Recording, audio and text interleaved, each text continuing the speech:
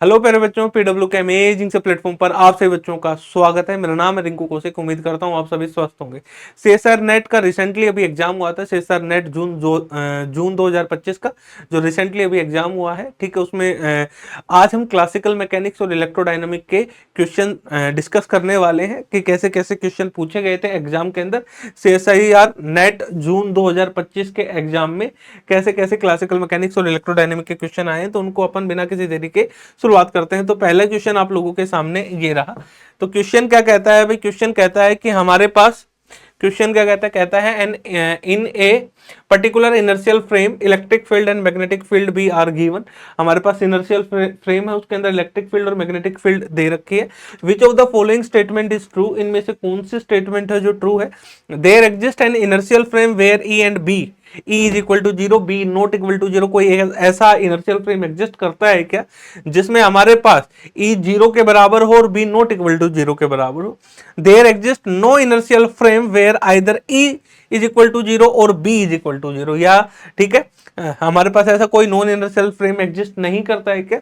या तो E zero के बराबर हो या बी जीरो के बराबर। There exist an inertial frame where B is equal to zero, E is not equal to zero. ठीक है, या कोई ऐसा इनर्शियल फ्रेम एग्जिस्ट करता है जिसमें बी जीरो के बराबर हो, E not equal to zero के बराबर हो। There exist an integral frame, ना sorry, there exist an inertial frame where both E and B are zero. ठीक है ना। आपने लॉरेंस इनवेरिएंट के बारे में सुना होगा, ठीक है। जब हम दो अलग अलग इनर्शियल फ्रेम से चीजों को मेजर करते हैं तो आपको पता है कि आपके पास E डॉट बी किसके बराबर होता है भाई? E dash dot B dash के बराबर होता है। ठीक है, ये हम कौन से किस में मेजर कर रहे हैं? एक इनर्शियल फ्रेम में मेजर कर रहे हैं। ये भी हम क्या मेजर कर रहे हैं? एक इनर्शियल फ्रेम में मेजर कर रहे हैं जो कांस्टेंट वेलोसिटी से मूव कर रहा है। कि वो भी एक इनर्शियल फ्रेम है लेकिन वो कांस्टेंट वेलोसिटी से मूव कर रहा है। ठीक है ना।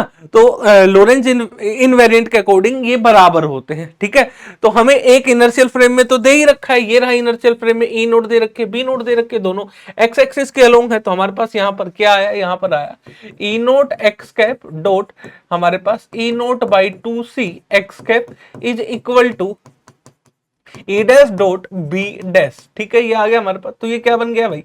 E note square by 2C, 2x, sorry x है, क्या है एक बार देख लो भाई, सी है, 2C। तो ये आ गया हमारे पास E नोट बाई 2C। ये किसके बराबर है भाई? ये है E डॉट बी डॉट। ठीक है, E डैश बी डैश, है ना। ये हमारे पास है। अब मुझे एक बात बताओ, इन दोनों का डॉट प्रोडक्ट ले रहा हूं, वो जीरो के बराबर तो नहीं है। वो हमारे पास जीरो के बराबर तो है ही नहीं।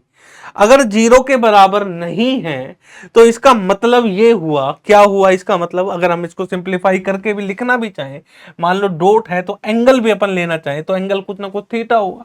और हमारे पास थीटा भी थीटा भी 90 नहीं बन सकता। क्यों नहीं बन सकता? अगर थीटा 90 बन जाएगा तो पूरी टर्म जीरो हो जाएगी, तो ये जीरो के बराबर आ जाएगा।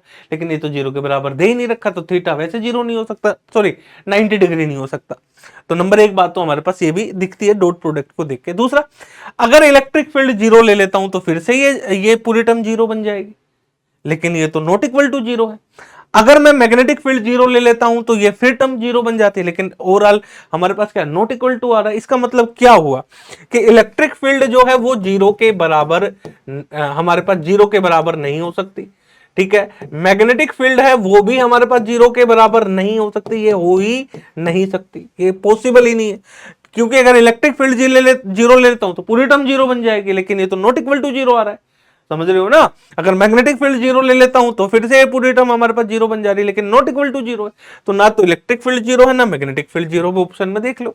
ठीक है, कहता क्या? There exist an inertial frame where E is equal to zero. ये तो हो ही नहीं सकता, इलेक्ट्रिक फील्ड तो जीरो के बराबर हो आ ही नहीं सकती, तो ऑप्शन पहला गलत है। There exist no inertial frame where either E और B जीरो। हाँ, ऐसा कोई भी फ्रेम एग्जिस्ट नहीं कर सकता जिसमें नॉन इनर्शियल, हमारे पास सॉरी इनर्शियल फ्रेम, ऐसा कोई भी इनर्शियल फ्रेम एग्जिस्ट नहीं करेगा जिसमें इलेक्ट्रिक फील्ड या तो E जीरो या B जीरो हो।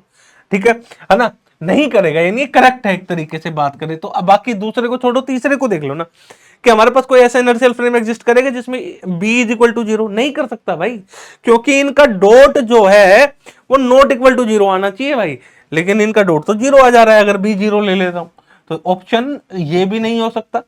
There exist an inertial frame where both E and B, ये भी नहीं हो सकता। और मैंने जैसा कि बताया ऑप्शन जो सेकंड है वो करेक्ट आंसर है। और ऑप्शन सेकंड करेक्ट क्यों है, मैंने उसके पीछे का रीजन अभी अभी आपको बताया कि E dot B is equal to E dash B dot B dash, ठीक है क्योंकि एक इनर्शियल फ्रेम में इसको मेजर कर रहे हैं, इसको भी जब हम मेजर करते हैं वो एक इनर्शियल फ्रेम होता है जो वी वेलोसिटी से मूव करता है बेसिकली, वो भी एक इनर्शियल फ्रेम है, ठीक है क्लियर है। तो हमारे पास ऑप्शन सेकंड इसका करेक्ट है। क्यों? क्योंकि मैंने आपको बताया है कि इनका डॉट प्रोडक्ट है वो नॉट इक्वल टू जीरो आना चाहिए। अगर ई को जीरो ई डैश को जीरो ले लेता हूं तो ये हमारे पास क्या बन जाएगा, जीरो के बराबर, जो कि नहीं होगा क्योंकि इनका प्रोडक्ट तो नॉट इक्वल टू जीरो आना चाहिए, ये प्रोडक्ट बता रहा है हमें। ऐसे बी को जीरो ले लेता हूं तो फिर वो भी इस इक्वेशन को सेटिस्फाई नहीं करता, तो इसका मतलब ना तो ई जीरो के बराबर होगा ना बी जीरो के बराबर होगा, ठीक है। पहला सवाल था ये।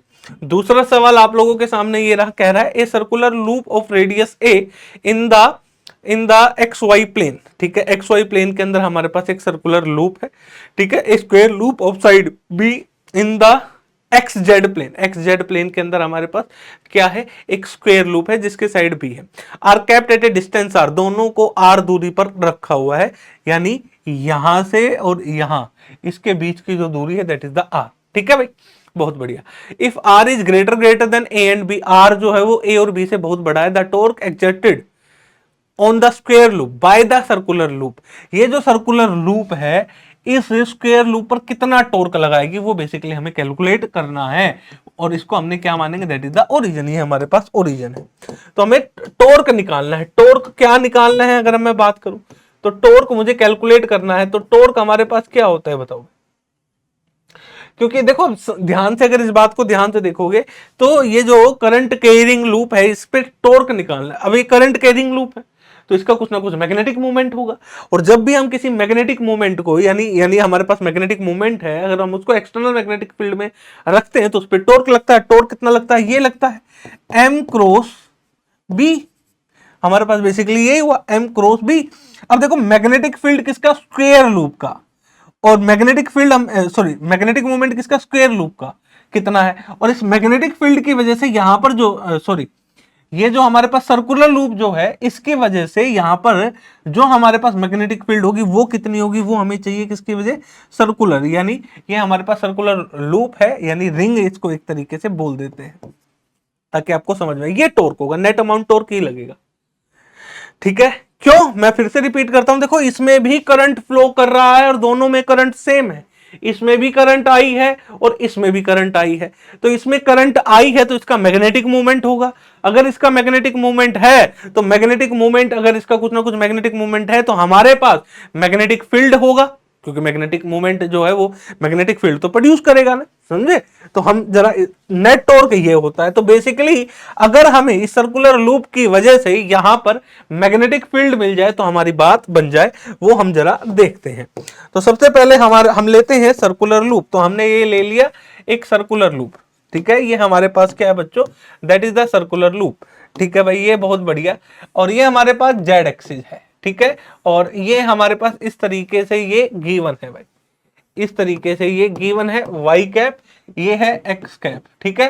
करंट हमारे पास इस तरीके से फ्लो कर रहा है, करंट गिवन है, यानी मैग्नेटिक मूवमेंट कितना होगा बताओ, इस रिंग का मैग्नेटिक मूवमेंट कितना होगा, अगर मैग्नेटिक मूवमेंट की बात करूं इस रिंग का, बताओ मैग्नेटिक मूवमेंट का फॉर्मूला क्या होता है, करंट इंटू में एरिया, यही तो होता है हमारे पास। तो मैग्नेटिक मूवमेंट हमारे पास कितना आया यहाँ पर, ठीक है, एरिया कितना आया हमारे पास पाई ए स्क्वायर, रेडियस हमें क्या दे रखा है, ए दे रखा है ए, तो पाई ए स्क्वायर इंटू में आई, और डायरेक्शन क्या होगा, Z cap, that is the magnetic moment यहां पर, यानी इस रिंग की वजह से, ये जो हमारे पास रिंग है इस रिंग की वजह से ये मैग्नेटिक मूवमेंट हमारे पास निकला, that is the m r.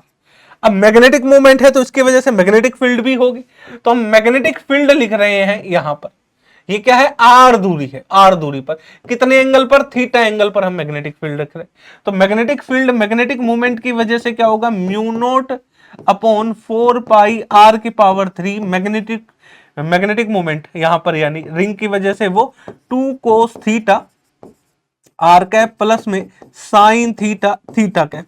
अब ये फॉर्मूला होता है भाई हमारे पास, ये फॉर्मूला है। फॉर्मूला क्या है कि किसी भी मैग्नेटिक मूवमेंट की वजह से आपके पास जो मैग्नेटिक फील्ड आती है, मैग्नेटिक फील्ड जो आती है उसका जो फॉर्मूला है, फॉर्मूला वो ये है। ठीक है, ये फॉर्मूला है हमारे पास और हम इसी फॉर्मूले को यूज कर रहे हैं भाई, इसी फॉर्मूले को यूज कर रहे हैं। बेसिकली ये फॉर्मूला है, लेकिन मुझे तो मैग्नेटिक फील्ड चाहिए कहां, यहां चाहिए भाई। कहां पे, वाई एक्सिस पर, वाई एक्सिस पर चाहिए मैग्नेटिक फील्ड, मुझे यहां चाहिए, यहां। ठीक है, तो मुझे मुझे बताओ यहां चाहिए तो ये डिस्टेंस कितनी है, ये तो आर दे रखी है हमें, तो यहां पर यानी एंगल कितना हो गया, ये मैग्नेटिक मूवमेंट के लिए हमारे पास थीटा की वैल्यू कितनी हो जाएगी, theta is equal to 90 degree. ठीक है, और हमारे पास थीटा की वैल्यू ये हो जाएगी 90 डिग्री। ठीक है, क्लियर है कि नहीं, क्लियर है। और ये डायरेक्शन हमारे पास क्या बनेगी, आर कैप, और ये वाली डायरेक्शन हमारे पास क्या बनेगी, थीटा कैप इस पॉइंट पर। और थीटा की वैल्यू हमें पता है, यहां पर रखेंगे तो इस पॉइंट पर जो मैग्नेटिक फील्ड आई हमारे पास इस रिंग की वजह से, ये जो रिंग है इसकी वजह से जो मैग्नेटिक फील्ड आई वो I mu naught upon 4 pi are की पावर 3 इंटू में pi A square I 2 cos pi by 2। ठीक है, हमारे पास एंगल कितना बन गया, 90 डिग्री का। ठीक है, तो थीटा कितना है, 2 cos pi by 2 R cap plus में sine pi by 2 theta cap, ये आ गया। तो हमारे पास नेट अगर मैं बात करूं तो नेट हमारे पास इस सर्कुलर रिंग की वजह से, करंट के रिंग की वजह से तो नेट मैग्नेटिक फील्ड आई वो I mu naught pi A square I divided by 4 pi are की पावर 3। ठीक है, ये रहा आई। अब ये 0 हो गया, साइन पाई बाई 2 1 आ गया, यानी डायरेक्शन क्या है, थीटा कैप। अब मुझे बताओ थीटा कैप को क्या लिख सकता हूं, थीटा कैप ये है ना, और ये वाली डायरेक्शन हमारे पास क्या बनेगी, माइनस ऑफ जेड कैप। तो यानी इसको हम माइनस जेड कैप लिख सकते हैं। तो हमारे पास बी आर की वैल्यू जो आई वो I mu naught A square I divided by 4 R की power 3 minus of Z cap, ये आ गया। ठीक है, अब यहां पर रखी क्या है, यहां पर रखी है हमारे पास, यहां पर जो रखा है हमारे पास वो है एक स्क्वायर लूप। क्या है बच्चों, वो हमारे पास एक स्क्वायर लूप है। ठीक है, तो वो हमारे पास क्या है, एक स्क्वायर लूप है। इस तरीके से, इस तरीके से ये स्क्वायर लूप है। और करंट कैसे फ्लो कर रहा है, करंट हमारे पास इस तरीके से फ्लो कर रहा है। ठीक है, अब करंट हमारे पास ऐसे फ्लो कर रहा है तो इस करंट कैरिंग जो सर्कुलर लूप है इसकी वजह से मैग्नेटिक मूवमेंट होगा, और मैग्नेटिक मूवमेंट कितना होगा इस करंट कैरिंग सर्कुलर लूप का, बताओ भाई मैग्नेटिक मूवमेंट बताओ यहां पर, हम आगे बताओ। ठीक है, ये आगे हमारे पास इक्वेशन नंबर सेकंड। तो मैग्नेटिक मूवमेंट किसका, स्क्वायर का, तो कितना आया हमारे पास। ठीक है, कितना है, वही करंट इनटू में एरिया ए स्क्वायर। एरिया कितना है हमारे पास, साइड दे रखी है कुछ, साइड है बी, तो बी लेंगे भाई, ये जो साइड है दैट इज द बी। ये आ गया आई बी स्क्वेयर, आई बी स्क्वेयर। डायरेक्शन क्या है, वाई कैप, ये आ गया magnetic moment. Equation number 3। Torque क्या होता है मैंने आपको बताया था, ये रहा टॉर्क हमारे पास, ये रहा भाई। ठीक है, तो हम equation second third put in equation first, equation second third put in equation first. पहली इक्वेशन में हम रख देंगे तो नेट टॉर्क कितना आया हमारे पास, ये आ गया। ठीक है, यहां से जब रखेंगे तो I B square Y cap into में mu naught A square I divided by 4 R की power 3 minus of Z cap.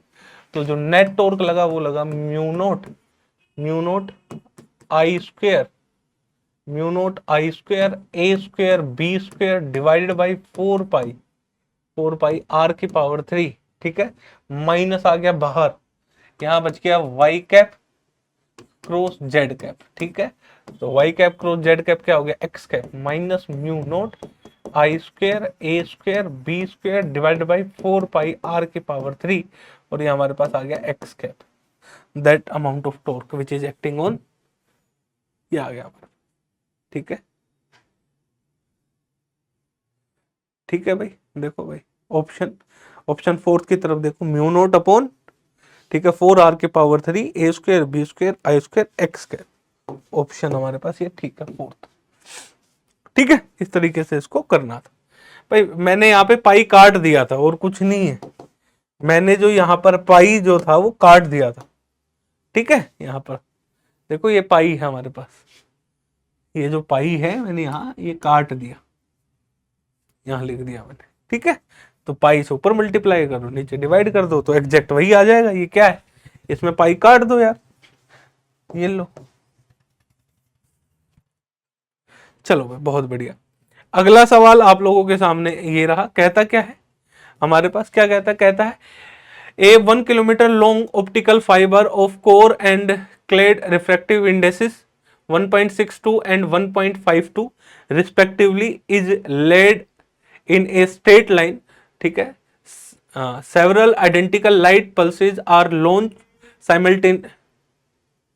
simultaneously from air on the entrance of this fiber from different angle about its axis as shown below।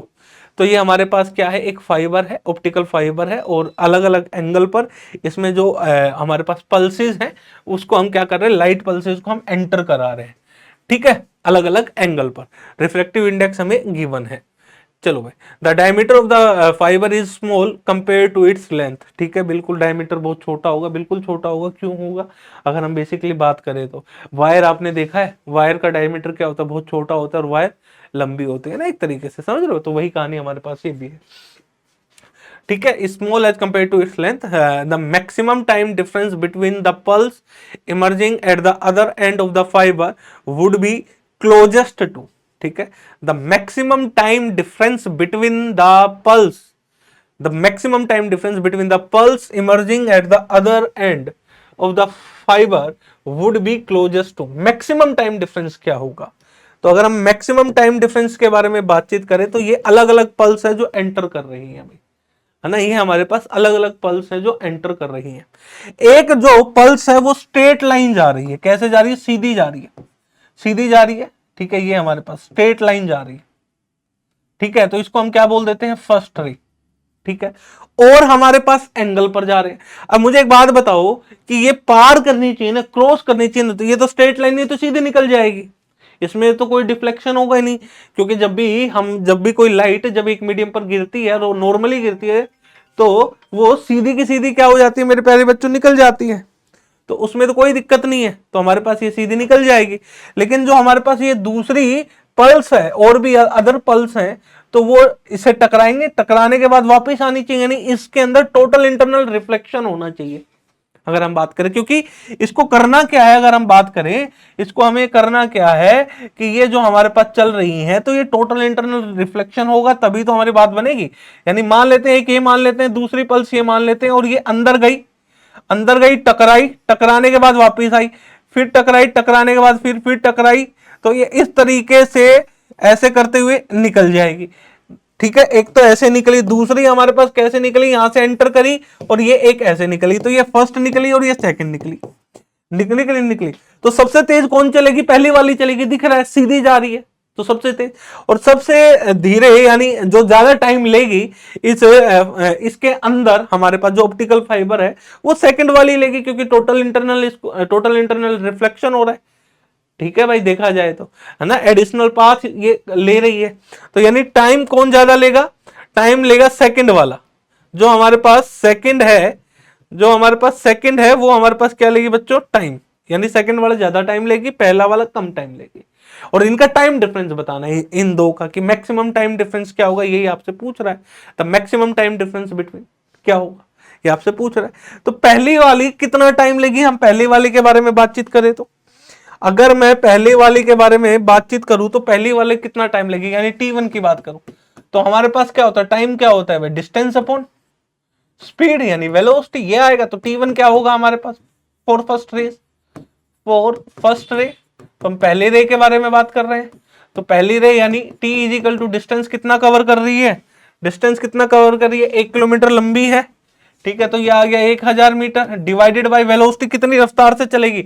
अरे भाई किसी medium में है ना, medium के अंदर रफ्तार क्या होती है, याद करो हमने बताया था मीडियम के अंदर वेलोसिटी क्या होती है हमारे पास, C/N, एन क्या है? रिफ्रैक्टिव इंडेक्स, जिस मीडियम में वो चल रही है। ठीक है, क्लियर है? तो ये हमारे पास दो मीडियम है। ठीक है, तो C बाई एन, इसको हम क्या बोल देते हैं? ये आ गया N2 और ये हमारे पास क्या आ गया? N1। ठीक है, एक तरीके से तो V बाई N1, क्योंकि अंदर वाले के अंदर हमारे पास चल रही है। चलो भाई, तो यहां पर रख दो वेलोसिटी, तो ये हमारे पास आ गया C इंटू में V1। ठीक है, C इंटू में N1, V की जगह हमने रख दिया, ये रख दिया भाई। तो हमारे पास टाइम पीरियड सीधा सीधा आ गया, T is equal to 1000 divided by 3 into 10⁸ into में N1 की वैल्यू हमें गिवन है, N1 दे रखा है 1.62, 1.62। तो T1 की वैल्यू बेसिकली हमारे पास कितनी हो जाएगी अगर हम बात करें तो हमारे पास यहाँ पे, ठीक है, 1000 को अपन करना चाहें तो अपन कितना हो जाएगा यहाँ से? ठीक है, 2 जीरो से 2 जीरो कट गया। ठीक है, तो ये आ गया 162/3। ठीक है, इनटू में 10 10⁻⁻7, ये आ गया 10⁻⁻2। इतना टाइम पीरियड ये लेगी, इतना टाइम पीरियड ये लेगी। बेसिकली ये टाइम पीरियड आ गया T1। अब इसी तरीके से हम आगे चलते हैं, अगला हम निकालते हैं T2, ये कितना लेगी? तो मुझे बताओ ये T2 कितना लेगी? तो ये जा रही है ना, तो ये किसी ना किसी रफ्तार से एंटर तो करेगी भाई, इसकी स्पीड कुछ ना कुछ होगी, तो हमें नहीं पता कितनी रफ्तार से जा रही है। तो हमने मान लिया कि जब ये जा रही है तो V2 रफ्तार से जा रही है। अब ये किसी ना किसी एंगल पर भी तो गिरेगी, ये एंगल कितना है? That is the theta. और ये एंगल किसके बराबर होगा? क्रिटिकल एंगल के बराबर होना चाहिए, क्योंकि टोटल इंटरनल रिफ्लेक्शन होगा तभी तो ये पास कर पाएगी, नहीं तो पास ही नहीं करेगी। तो यानी ये एंगल हमारे पास क्या आ गया? θ2। इसके दो कंपोनेंट हुए, अब ध्यान से देखो, इस θ2 के दो कंपोनेंट हमें दिखाई दे रहे हैं। ठीक है, इस θ2 के दो कंपोनेंट, यानी हम सेकंड रे के बारे में बातचीत कर रहे हैं। ये है हमारे पास सेकंड रे। ठीक है, और ये इस तरीके से हमारे पास ये इस तरीके की, ये हमारे पास इस तरीके का है वायर, वायर जो गिवन है हमें ऐसा गिवन है। अब ध्यान से देखना, अब सेकंड रे जो है वो एंटर कर रही है, सेकंड रे हमारे पास जो है वो एंटर कर रही है यहां से। तो एंटर कर रही है तो भाई क्रिटिकल एंगल बेसिकली हमें निकालना पड़ेगा, क्रिटिकल एंगल। ठीक है, तो सीधा ही बता देता हूं ना क्रिटिकल एंगल कितना होगा, क्योंकि क्रिटिकल एंगल की जरूरत पड़ेगी हमें। चलो क्रिटिकल एंगल ले लेते हैं। थीटा सी क्या होता है हमारे पास? Sine inverse. ठीक है, N2/N1 कौन सा मीडियम है जिसके अंदर जा रही है और टकरा किससे रही है? ऊपर वाले मीडियम से। तो ये N1 बना, ये N2 बना। ठीक है, तो ये हमारे पास, तो हमारे पास आया साइन थीटा सी N2/N1। ठीक है, तो ये हमारे पास आ गया साइन थीटा सी, और N2 की वैल्यू हमारे पास कितनी है? 1.52, 1.52 डिवाइड बाय 1.62, ये हमारे पास आ गया। ठीक है, अब मुझे एक बात बताओ, जब ये हमारे पास जब लाइट जा रही थी तो कितने एंगल, क्रिटिकल एंगल क्या था? थीटा से। तो कितनी वेलोसिटी से? V2 से जा रही है, हमने मान लिया। तो इसके दो कंपोनेंट होंगे, ध्यान से देखो, एक कंपोनेंट तो ये बनेगा और एक ये बनेगा। एक तो ये बनेगा, ये कितना बनेगा हमारे पास? V2 cos ऑफ थीटा सी, और एक हमारे पास ये कंपोनेंट बना वेलोसिटी का, V2 साइन ऑफ थीटा सी। अब मुझे एक बात बताओ, इस V2 साइन ऑफ थीटा सी की वजह से ही तो ये पास करेगी। इसको इधर कौन चलाएगा? कंपोनेंट वेलोसिटी का ये कंपोनेंट ही तो चलाएगा। इस वेलोसिटी की जो रफ्तार होगी उसी की वजह से तो ये क्रॉस करेगी इस क्या कहते हैं, इस ऑप्टिकल फाइबर को, तो इसकी वजह से होगी। तो हमारे पास टाइम पीरियड निकालना है, तो टाइम पीरियड कितना होगा भाई? T2 बताओ, टाइम पीरियड कितना होगा? टोटल डिस्टेंस कितनी है? 1000 किलोमीटर है, लेकिन कितनी रफ्तार से? यानी हमारे पास कितनी रफ्तार, क्योंकि यही तो इसको पास कराएगा, तो वो है V2 sine theta C, V2 sine of theta C. ठीक है भाई, क्लियर है? और V2 की वैल्यू क्या होगी भाई? V2 की वैल्यू क्या होगी? रफ्तार C/N, रिफ्रैक्टिव इंडेक्स जो भी होगा वो हमारे पास वही तो हम लिखेंगे। तो हमारे पास ये आ गया C इनटू में N1, ऊपर चला गया इनटू में। ठीक है, ऐसे लिख रहा हूं V2 को, C/N1 इनटू में साइन ऑफ थीटा सी, क्योंकि ये देखो सेम ही रफ्तार से जाएंगे बेसिकली, क्योंकि वैक्यूम के अंदर है ना हमारे पास, लेकिन ये एंटर कर गई, एंटर करी, तो यहां तो इनकी रफ्तार सेम है लाइट पल्सेस की, समझ रहे हो। V1 और V2 बराबर ही है, ये हमने V माना था, यहाँ पर जो मैंने लिखा था V, ये V और वो सारी बराबर ही है, ठीक है, समझ रहे हो बात। इससे आप घबरा मत जाना, V2 इसलिए लिखा थोड़ा सा समझ आ जाए बस, और कोई बात नहीं, क्योंकि दोनों की V, पहली वाली रेज भी V वेलोसिटी से एंटर करेगी, एंटर करते वक्त उसकी रफ्तार तो V थी, दूसरी वाली भी एंटर करते हुए तो उसकी रफ्तार तो V थी, वो भी दोनों स्पीड ऑफ लाइट से ही कर रही है। लेकिन जैसे ही डाइलेक्ट्रिक मीडियम के अंदर आई, जैसे ही मीडियम के अंदर एंटर करी, तो उसकी रफ्तार घट गई दोनों की, ठीक है, ये हमारे पास। तो T2 की वैल्यू आ गई 1000 इंटू में 3 इंटू 10⁸ इंटू में N1 divided by sine of theta C। तो T2 की वैल्यू कितनी आई हमारे पास, ये आई 1000, 3 इंटू में 10⁸ इंटू में N1 divided by N2 into में N1। अरे ये रहा हमारे पास, ये रहा, ठीक है, ये रहा N2 N1। तो ये वैल्यू मैंने यहाँ पे रख दी है। तो T2 की वैल्यू बेसिकली हमारे पास कितनी आ गई, ये आ गई 1000 इंटू में 3 इंटू 10⁸ इंटू में N1² डिवाइडेड बाई N2। तो T2 क्या आ गया हमारे पास, 1000, 3 इंटू 10⁸ इंटू में N1 की वैल्यू है 1.62, ठीक है, 1.62, इसका square divided by 1.52।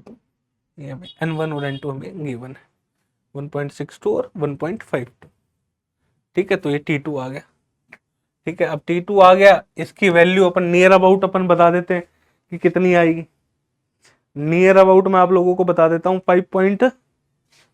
Near about 5.8 के आसपास ये बेसिकली आ जाएगी, ठीक है, 5.75 के आसपास नियर अबाउट ही आएगी, इंटू 10⁻, ठीक है, हमारे पास इंटू 10⁻⁻6 ये वैल्यू आएगी सेकंड। इसको जब अपन निकालते हैं यहाँ पर T1 की वैल्यू, जब इसको कैलकुलेट करते हैं यहाँ पर, तो ये वैल्यू हमारे पास लगभग कितनी आती है, ये भी हमारे पास कितनी आती है, 5 नियर अबाउट 5.4, 5.4 इंटू में 10⁻⁻6 सेकेंड, ये हमारे पास आई, ठीक है। और आपको इन दोनों का डिफरेंस निकालना है, तो डिफरेंस निकालेंगे तो कितना आएगा, T2 minus T1, maximum difference, तो 5.75 इंटू 10⁻⁻6 माइनस में 5.4 इंटू में 10⁻⁻6, ठीक है। तो ये हमारे पास आ गया टाइम इंटरवल, ये कितना आया हमारे पास, ये आया 0.335 इंटू में 10⁻⁻6 सेकेंड। तो T2 माइनस T1 ये कितना आ गया हमारे पास,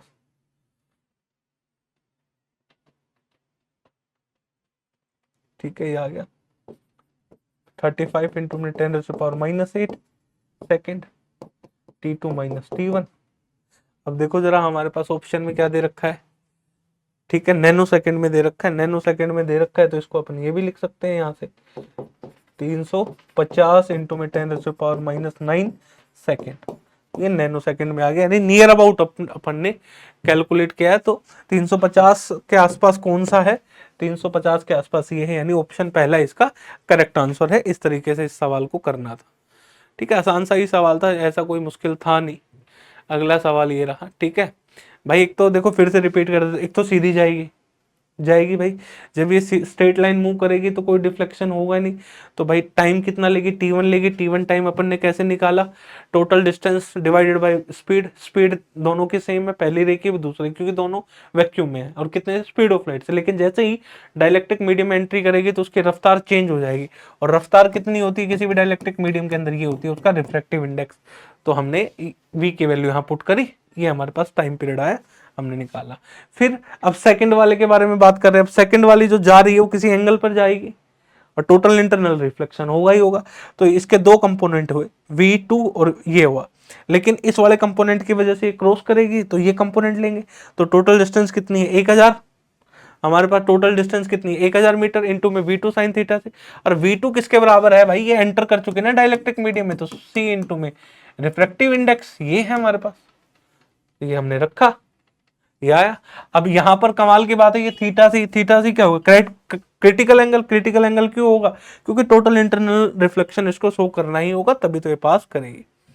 अगला सवाल ये कहता है a plane electromagnetic wave E1 cos kz z plus omega t is incident normally on a perfectly reflecting mirror in vacuum if the permittivity of free space is epsilon naught, ठीक है, the force exerted on an area A of the mirror would be। तो भाई ये कह रहा है force कितना लगेगा, फोर्स कितना लगेगा ये आपसे पूछ रहा है, ठीक है।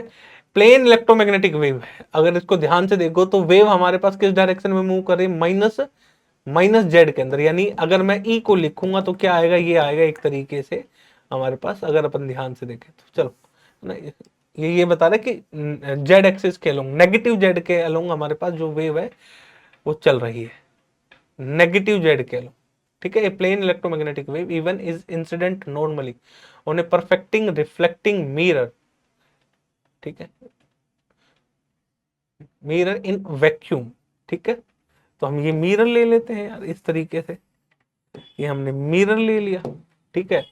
और अगर ध्यान से देखूं तो वेव हमारे पास किस डायरेक्शन प्रोपोगेट कर रही है, जेड एक्सिस के अलोंग चल रही है, यानी ऐसे वेव चल रही है, ठीक है। ये हमने मान लिया माइनस जेड, क्योंकि ये डायरेक्शन क्या बनेगी, माइनस ऑफ जेड कैप, ऊपर वाली क्या होगी जेड कैप, इस पे टकरा रही है, ठीक है भैया, वे टकरा रही है, गिर रही है, ठीक है। If the then the force exerted on an area of the mirror, जो ये मिरर है इसका एरिया हमें दे ही दिया गया, ये जो एरिया है ये कितना है, ए है भाई, तो फोर्स कितना एक्सर्ट करेगी। तो सबसे पहली बात बताओ, प्रेशर, ये रेडिएशन है, ये प्रेशर एक्सर्ट करेंगे कि नहीं करेंगे, बिल्कुल करता है भाई, प्रेशर होता है रेडिएशन की वजह से। तो प्रेशर का फॉर्मूला हमारे पास क्या होता है, अगर अपन प्रेशर के बारे में बात करें तो प्रेशर का फॉर्मूला क्या होता है बताओ भाई, शाबाश। देखो ये प्रेशर एक्सर्ट करेगी हमारे पास, जब ये गिरेगी तो ये प्रेशर क्या करेगी, एक्सर्ट करेगी, और प्रेशर एक्सर्ट करेगी तो उसका फॉर्मूला सिंपल सा है हमारे पास, 1+r, ठीक है, I/c, इतना प्रेशर ये एक्सर्ट करेगी। किस पर करेगी, इस मिरर पर करेगी। जब ये मिरर पर गिरेगी तो इतने अमाउंट का जो प्रेशर है वो क्या करेगी मेरे प्यारे बच्चों, वो प्रेशर जो है वो एक्सर्ट करेगी, अगर अपन बातचीत करें तो, ठीक है। इतना प्रेशर क्या करेगी, वो एक्सर्ट करेगी, ठीक है भाई। चलो बहुत बढ़िया। अब प्रेशर इतना एक्सर्ट करेगी, एरिया, फोर्स क्या होगा, हमें फोर्स निकालना है, तो फोर्स बेसिकली हमारे पास क्या होगा, प्रेशर इनटू में एरिया। तो फोर्स हमारे पास, फोर्स ही तो कैलकुलेट करना है, प्रेशर हमें पता है 1+r I/c इंटू में ए, ठीक है, I/c इंटू में ए, ये इतने अमाउंट का हमारे पास क्या करेगी, ये फोर्स लगाएगी भाई, है ना। क्लियर है, क्लियर है भाई, बहुत बढ़िया। अब देखो ये इधर गिर रही है, तो जिधर अगर जाके टकराएगी उस, क्योंकि रेडिएशन गिर रही है ना, तो हमारे पास प्रेशर क्रिएट करेंगे ना, बिल्कुल, बहुत बढ़िया। चलो भाई, अब इतने अमाउंट का फोर्स करेगी। अब बताओ ये जो सरफेस है ये कैसा है, मिरर है, और ये परफेक्टली रिफ्लेक्टिंग है, परफेक्टली रिफ्लेक्टिंग है, तो इसका मतलब आर की वैल्यू क्या है हमारे पास, 1 के बराबर है। आर की वैल्यू क्या है हमारे पास, 1 है, यानी हम बात करें यहां पर आर कितना है, 1 है, ठीक है। तो फोर्स कितना लगेगा, ये लगेगा हमारे पास 2I/c इंटू में ए। अब मुझे इंटेंसिटी चाहिए, इलेक्ट्रिक फील्ड मुझे दे रखी है, इंटेंसिटी का फॉर्मूला क्या होता है हमारे पास, एवरेज पॉइंटिंग वेक्टर, और इसको हम ये भी लिख सकते हैं, ठीक है। तो हमारे पास इंटेंसिटी कितनी आई, सी इंटू में एवरेज एनर्जी कितनी होती है हमारे पास, ये हो गया half epsilon not E note का स्क्वायर। ई नोट क्या होता है, मैग्नीट्यूड बेसिकली हमारे पास, ठीक है, half epsilon not E note का स्क्वायर। और अगर आपको इस तरीके से नहीं लिखना, ठीक है, ये आपको दे रखा है, ठीक है, डायरेक्ट आप फॉर्मूला नहीं लिखना चाहते, लेकिन आपको यू पता है, यू का फॉर्मूला क्या होता है भाई बताओ, ये हमारे पास यू होता है, तो एवरेज निकालो इसका, तो सी इंटू में एप्सिलॉन नॉट ई स्क्वायर, इसका एवरेज निकालो, एवरेज निकालेंगे तो हमारे पास आ जाएगा, ये आ गया एप्सिलॉन नॉट बाहर आ गया, इनटू में ई स्क्वायर, क्योंकि ये तो कांस्टेंट है बाहर आ जाएगा, तो ई स्क्वायर का एवरेज, तो पहले तो ई स्क्वायर निकालो, ई स्क्वायर क्या होगा, वेक्टर ई डॉट ई, यही तो होगा हमारे पास, ई डॉट ई होगा, तो हमारे पास क्या आया, ई आई जो है जो दे रखा है उसका स्क्वायर, इनटू में ये आ गया हमारे पास कोस कोस के Z Z plus omega T. अब ये हमारे पास है और ये क्या है, ई स्क्वेयर के बराबर है, स्क्वेयर है। अब इस पूरे का एवरेज निकालो, इस पूरे का time period, complete time period के लिए एवरेज निकालूंगा तो इसका जो एवरेज आएगा वो हाफ आएगा, एवरेज जब भी अपन निकालेंगे। ठीक है, मैं तो डायरेक्ट लिख देता हूं इसका, ये हमारे पास आ गया कोस स्क्वेयर के Z Z plus omega t. ठीक है, इसका हम क्या निकाल रहे हैं, एवरेज। एवरेज निकालेंगे तो बेसिकली ई स्क्वेयर का एवरेज हमारे पास यही आएगा, ये आ गया हमारे पास, और इसके अंदर रख देंगे तो इंटेंसिटी हमारे पास ये आ गई, हाफ सी एप्सिलॉन नॉट इसका square, that is the intensity. अब इंटेंसिटी आई है हमारे पास। ठीक है, फोर्स निकालना था, इक्वेशन फर्स्ट है, ये सेकंड है। Equation second put in equation first, put in equation first. पहली इक्वेशन में हम इसको रख देंगे, तो रखेंगे तो फोर्स की वैल्यू हमारे पास कितनी आई, ये आई 2I 2/c, ये आ गया 2/ci। ठीक है, a इंटू में I 1/c एप्सिलॉन नॉट इसका स्क्वायर, c से c कट गया, 2 से 2 कट गया, तो फोर्स हमारे पास कितना आया, ये आ गया a एप्सिलॉन नॉट E1 का स्क्वायर।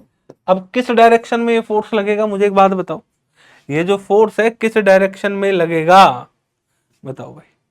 ठीक है, ये फोर्स हमारे पास किस डायरेक्शन में लगेगा, बताओ, शाबाश। तो हमारे पास वेव जो है वो किधर जा रही है, नेगेटिव जेड डायरेक्शन में गिर रही है, तो यानी रेडिएशन नीचे की तरफ गिर रही है, तो जिधर रेडिएशन गिरेंगे उधर ही तो प्रेशर क्रिएट होगा, यानी प्रेशर होगा किधर, माइनस जेड एक्सिस की तरफ होगा, यानी ऑप्शन फोर्थ हमारा इसमें करेक्ट आंसर है। ठीक है बच्चों, अब हम आगे चलते हैं, आगे बढ़ते हैं। हमने कहता क्या है, ए sphere of radius r is held fix on the horizontal ground. A point particle of mass m slides without friction from the top under the action of earth gravity as shown in the figure. The speed of the particle when it leaves the surface of the sphere. ठीक है, एक particle है जिसका मास m है, ये slide करके वो आ रहा है, लेकिन सरफेस फ्रिक्शन लेस है। तो सरफेस फ्रिक्शन लेस है तो ये तो बड़ा ही आसान हो गया सवाल हमारे पास। ये हमारे पास एक तरीके से होगी। ठीक है, बड़ी पिक्चर बना देता हूँ। यहाँ पर ऑब्जेक्ट है हमारे पास, ध्यान से समझिएगा, यहाँ पर ऑब्जेक्ट है। ठीक है, ये स्लाइड, ये मास m है। ठीक है, स्लाइड करता हुआ आ रहा है, आ रहा है, आ रहा है, आ रहा है। एक टाइम ऐसा आएगा ये सरफेस को छोड़ेगा भाई, छोड़ेगा, मुझे नहीं पता कहां छोड़ेगा, मान लेता हूं यहां तक पहुंचा। जब ये यहां तक पहुंचा मास m, तो इस पे फोर्सेस कौन कौन से लगेंगे, एक तो ग्रेविटेशनल फोर्स लगेगा mg, दूसरा फोर्स कौन सा लगेगा इस पर बताओ मुझे, रेडियस कितना है इसका r है, तो दूसरा फोर्स कौन सा लगेगा, ये r है, स्लाइड करता हुआ आ रहा है, मोशन कैसा, सर्कुलर है, तो ये सरफेस के साथ कांटेक्ट में है, तो एक नॉर्मल फोर्स इधर भी लगेगा, सरफेस लगाएगा, दूसरा एक सेंट्रीफ्यूगल फोर्स लगेगा बाहर की तरफ, mv स्क्वायर बाई आर, क्योंकि ये जब चला हुआ आएगा, स्लाइड करता हुआ आएगा, तो इसकी वेलोसिटी बढ़ती चली जाएगी ना, जाएगी कि नहीं जाएगी। तो ये एंगल हमें नहीं पता, ये थीटा मान लिया, ये एंगल भी हमारे पास थीटा, वर्टिकली अपोजिट एंगल हो गया हमारे पास। ठीक है, सॉरी वर्टिकली अपोजिट नहीं, ठीक है, गलत बोल दिया ये हमारे पास, है ना, अल्टरनेट इंटीरियर एंगल हो गए हमारे पास एक तरीके से। ठीक है ना। तो इसके दो कंपोनेंट होंगे, एक कंपोनेंट ये बनेगा mg का, mg कोस थीटा, और एक कंपोनेंट ये बना mg साइन थीटा। ठीक है, तो मुझे एक बात बताओ, ये चला हुआ आ रहा है, स्लाइड करता हुआ आ रहा है, तो स्लाइड करता हुआ आ रहा है, तो जितना फोर्स ऊपर लगेगा उतना ही नीचे लगेगा, क्योंकि ये अभी गिरा नहीं है, कहीं कुछ नहीं हुआ है, स्लाइड करता हुआ आ रहा है। ठीक है, तो मुझे बताओ जितना फोर्स सेंटर की तरफ लग रहा है उतना फोर्स बाहर लगेगा, तो यानी mg कोस थीटा किसके बराबर हो गया हमारे पास, ये हो गया n plus mv square by आर, ये आ गया। ठीक है, लेकिन मैं कह रहा हूं कि मान लो ये स्लाइड करता हुआ आया, अब इसने सरफेस को छोड़ दिया, जैसे ही सरफेस को ये लेफ्ट करेगा, छोड़ेगा, उस वक्त नॉर्मल जीरो हो जाएगा। When object left the surface, when object leave the surface, जैसे ही ये सरफेस को छोड़ेगा उस वक्त नॉर्मल हम क्या लेंगे, जीरो लेंगे, तो नॉर्मल जीरो हो जाएगा। मान लिया सर इस एंगल पर आकर, हमने मान लिया कि थीटा एंगल पर आकर इसने सरफेस को छोड़ दिया, तो नॉर्मल की वैल्यू जीरो के बराबर हो गए, तो mv स्क्वायर बाई आर। अब मुझे निकालना क्या है, इसके अंदर मुझे स्पीड निकालनी है, स्पीड यानी v की वैल्यू निकालनी है, तो मुझे थीटा की वैल्यू नहीं पता, तो हम इसको और कैसे कर सकते हैं, एक एनर्जी कंजर्वेशन लगा सकते हैं, क्योंकि इस पर जितने भी फोर्सेज लग रहे हैं वो सारे के सारे कैसे हैं, हमारे पास कंजर्वेटिव टाइप फोर्सेज है, तो टोटल एनर्जी सिस्टम की कंजर्व रहेगी। दूसरा, एक ग्रेविटेशनल फोर्स के अंडर मूव कर रहा है, और ग्रेविटेशनल देखो समझने की बात है, ग्रेविटेशनल फोर्स हमारे पर कंजर्वेटिव टाइप है, और जब भी किसी सिस्टम पर कंजर्वेटिव टाइप के फोर्सेस लगते हैं तो टोटल एनर्जी सिस्टम की कंजर्व्ड रहती है। ठीक है, तो टोटल एनर्जी क्या है, कंजर्व्ड है, total energy of the system is conserved, total energy of the system, total energy of the system is conserved. ठीक है, अब एनर्जी कंजर्वेशन लगानी है तो बेसिकली ओरिजिन तो मानना ही पड़ेगा ना, ओरिजिन कहीं भी मान सकते हो, यहां भी मान सकते हो, यहां भी, पर मैं यहां मान लेता हूं, ये ज्यादा आसान रहता है। ठीक है, ये ओरिजिन मान लिया मैंने, ये मैंने मान लिया हमारे पास इस तरीके से, ये है एक्स कैप, ये है वाई कैप समझने के लिए, और ये हमने मान लिया जेड कैप। ठीक है भाई, ना कोई दिक्कत नहीं है। चलो भाई एनर्जी कंजर्वेशन लगा दो, तो total energy initial, total final, जब ये छोड़ रहा है तब इनिशियल एनर्जी कितनी है भाई, वहां से स्टार्ट हुआ है स्लाइड करना, तो वहां पर इनिशियल काइनेटिक एनर्जी तो जीरो, क्योंकि यहां से स्टार्ट हुआ है ना, स्लाइड करना स्टार्ट हुआ है, तो इनिशियल तो जीरो है, तो काइनेटिक एनर्जी है नहीं, kinetic energy initial plus potential energy initial, ठीक है, is equal to kinetic energy final plus potential energy final. तो kinetic energy initial zero, potential energy mgr हमारे पास, काइनेटिक एनर्जी फाइनल कितना बन गया, हाफ mv² प्लस में पोटेंशियल एनर्जी हमारे पास कितना हो जाएगा बताओ भाई। ठीक है, अब ये r है, इसके कंपोनेंट करो भाई, इसके कंपोनेंट करो। ठीक है, तो ये जो बना that is the r cos theta, और ये बना r साइन थीटा, तो कितनी हाइट हो गई हमारे पास r कोस थीटा, तो mgr कोस थीटा। ठीक है, अब ध्यान देने वाली बात है, mv² यहां से निकाल लो ना यार, या v की वैल्यू निकाल लो यहां से, तो यहां से अपन v की वैल्यू निकालते हैं, that is the equation number first. ठीक है, तो हमारे पास v की वैल्यू यहां से कितनी हो जाएगी जब हम बात करेंगे, तो m से m कट गया, v² is equal to gr cos theta.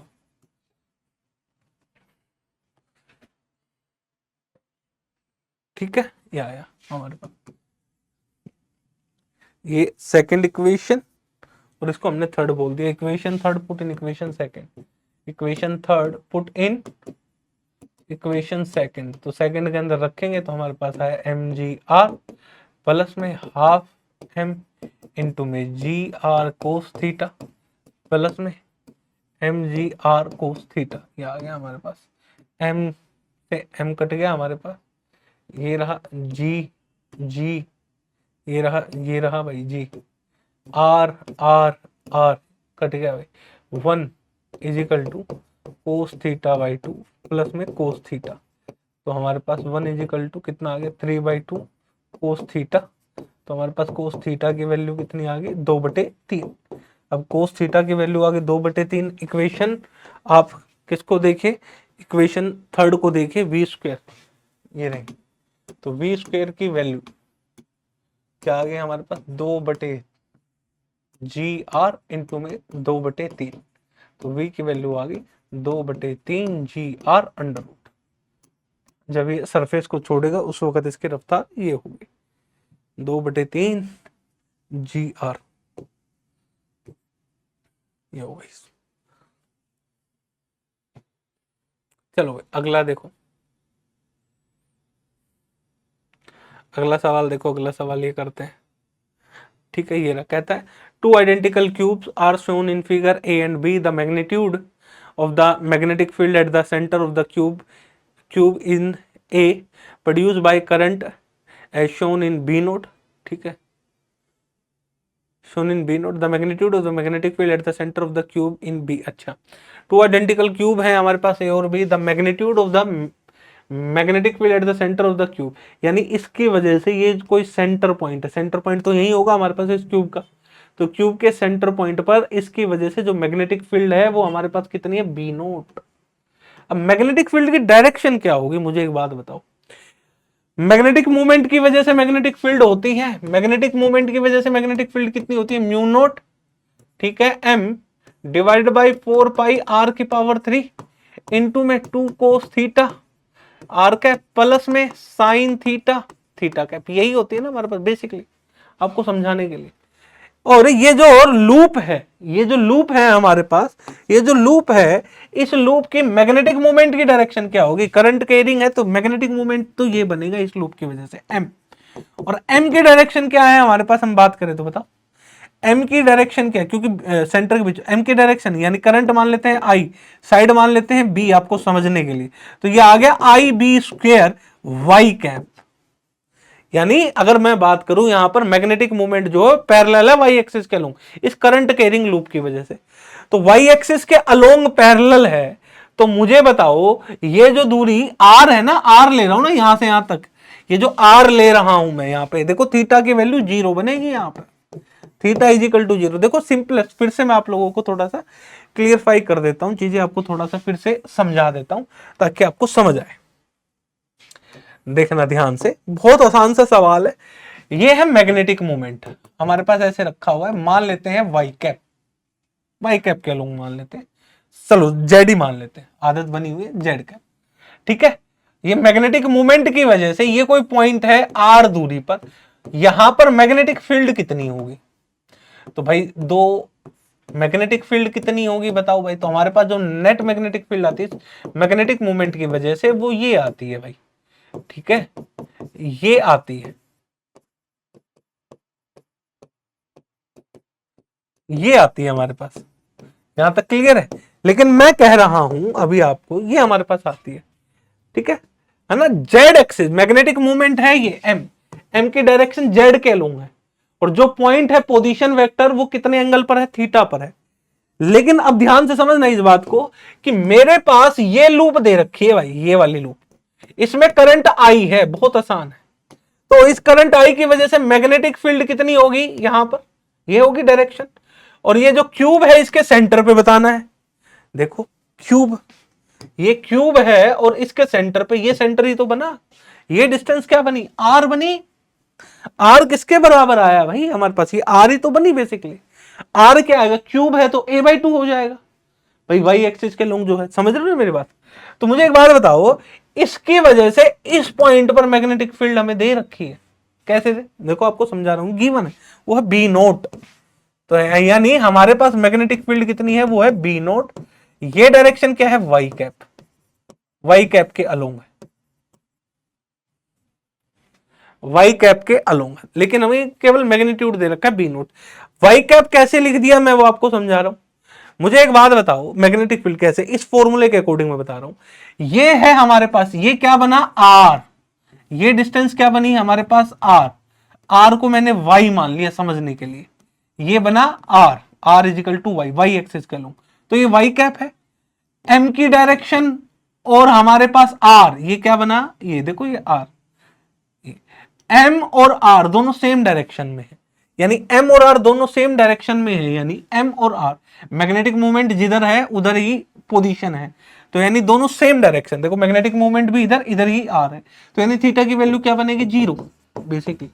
यहां पर हमारे इस फॉर्मूले में लगाऊंगा, थीटा इज इक्वल टू क्या आएगा, 0, थीटा इज इक्वल टू 0 हुआ तो मैं यहां पर पुट करूंगा, तो यहां पर पुट करूंगा तो मुझे एक बात बताओ, म्यू नोट मैग्नेटिक मूवमेंट जो भी हो 4 पाई आर, आर की जगह वाई की पावर 3 आ जाएगा 2 कोस 0, ये टर्म 0, ये है आर कैप, आर कैप का मतलब वाई कैप, वाई कैप। देखो इस फॉर्मूले में जो मैं लिखता हूं, इस फॉर्मूले के अंदर जब मैं पुट करूंगा तो मैग्नेटिक मूवमेंट इस, सॉरी मैग्नेटिक फील्ड इस मैग्नेटिक मूवमेंट की वजह से मुझे कितनी मिलनी चाहिए, ये मिलनी चाहिए mu naught m divide by 4 pi y की पावर 3, आपको जस्ट समझाने के लिए, इनटू में 2 कोस 0 बन गया यानी वाई कैप।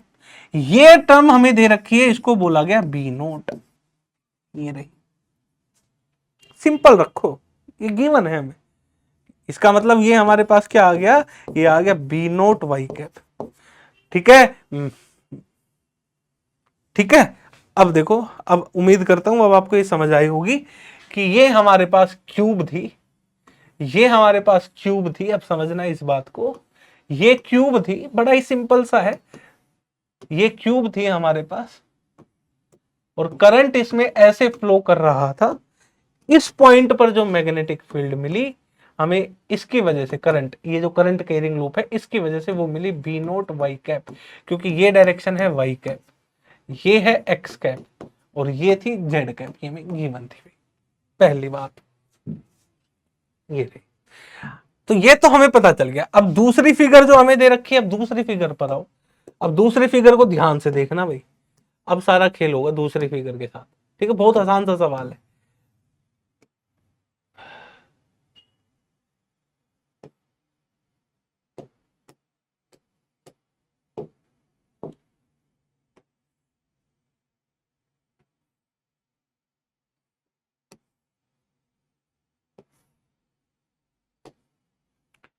ये था ओरिजिन, ये है एक्स कैप, ये है वाई कैप, ये है जेड कैप। अब जो करंट फ्लो कर रहा है फिगर के अंदर वो हमारे पास इस तरीके का है भाई, ठीक है। पीछे से ऐसे चला है करंट, करंट जो चला है वो हमारे पास ऐसे चला, ऐसे गया, फिर ऐसे आया, फिर ऐसे गया, फिर ऐसे गया, फिर ऐसे गया और फिर ऐसे आया, जो ग्रीन कलर है, ठीक है। ऊपर फिर आगे फिर इधर फिर नीचे फिर ये, ऐसे हमारे पास ये करंट है, ठीक है। ये हमारे पास ऐसे करंट है। अब मैं क्या करूं, मैं इसको जो हमने यहां पर बनाई थी, जो कि इसके ये जो साइड बनाई ऐसी कंप्लीट लूप मुझे बनानी होगी।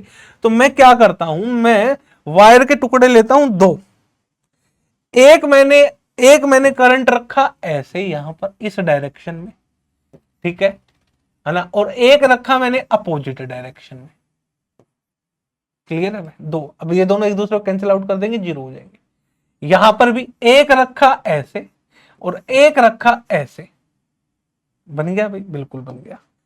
अब ध्यान से देखो, अब सेम कहानी मैंने यहां पर करी, एक मैंने रखा ऐसे और एक रखा मैंने ऐसे, तो ये कंप्लीट लूप बन गया, सामने वाला एक कंप्लीट लूप बन गया, नीचे एक कंप्लीट लूप बन गया, और हमारे पास बच गया ये, ठीक है। तो फिर मैंने क्या किया, यहां पर एक मैंने ऐसे रखा भाई यहां पर, और एक मैंने ऐसे रखा,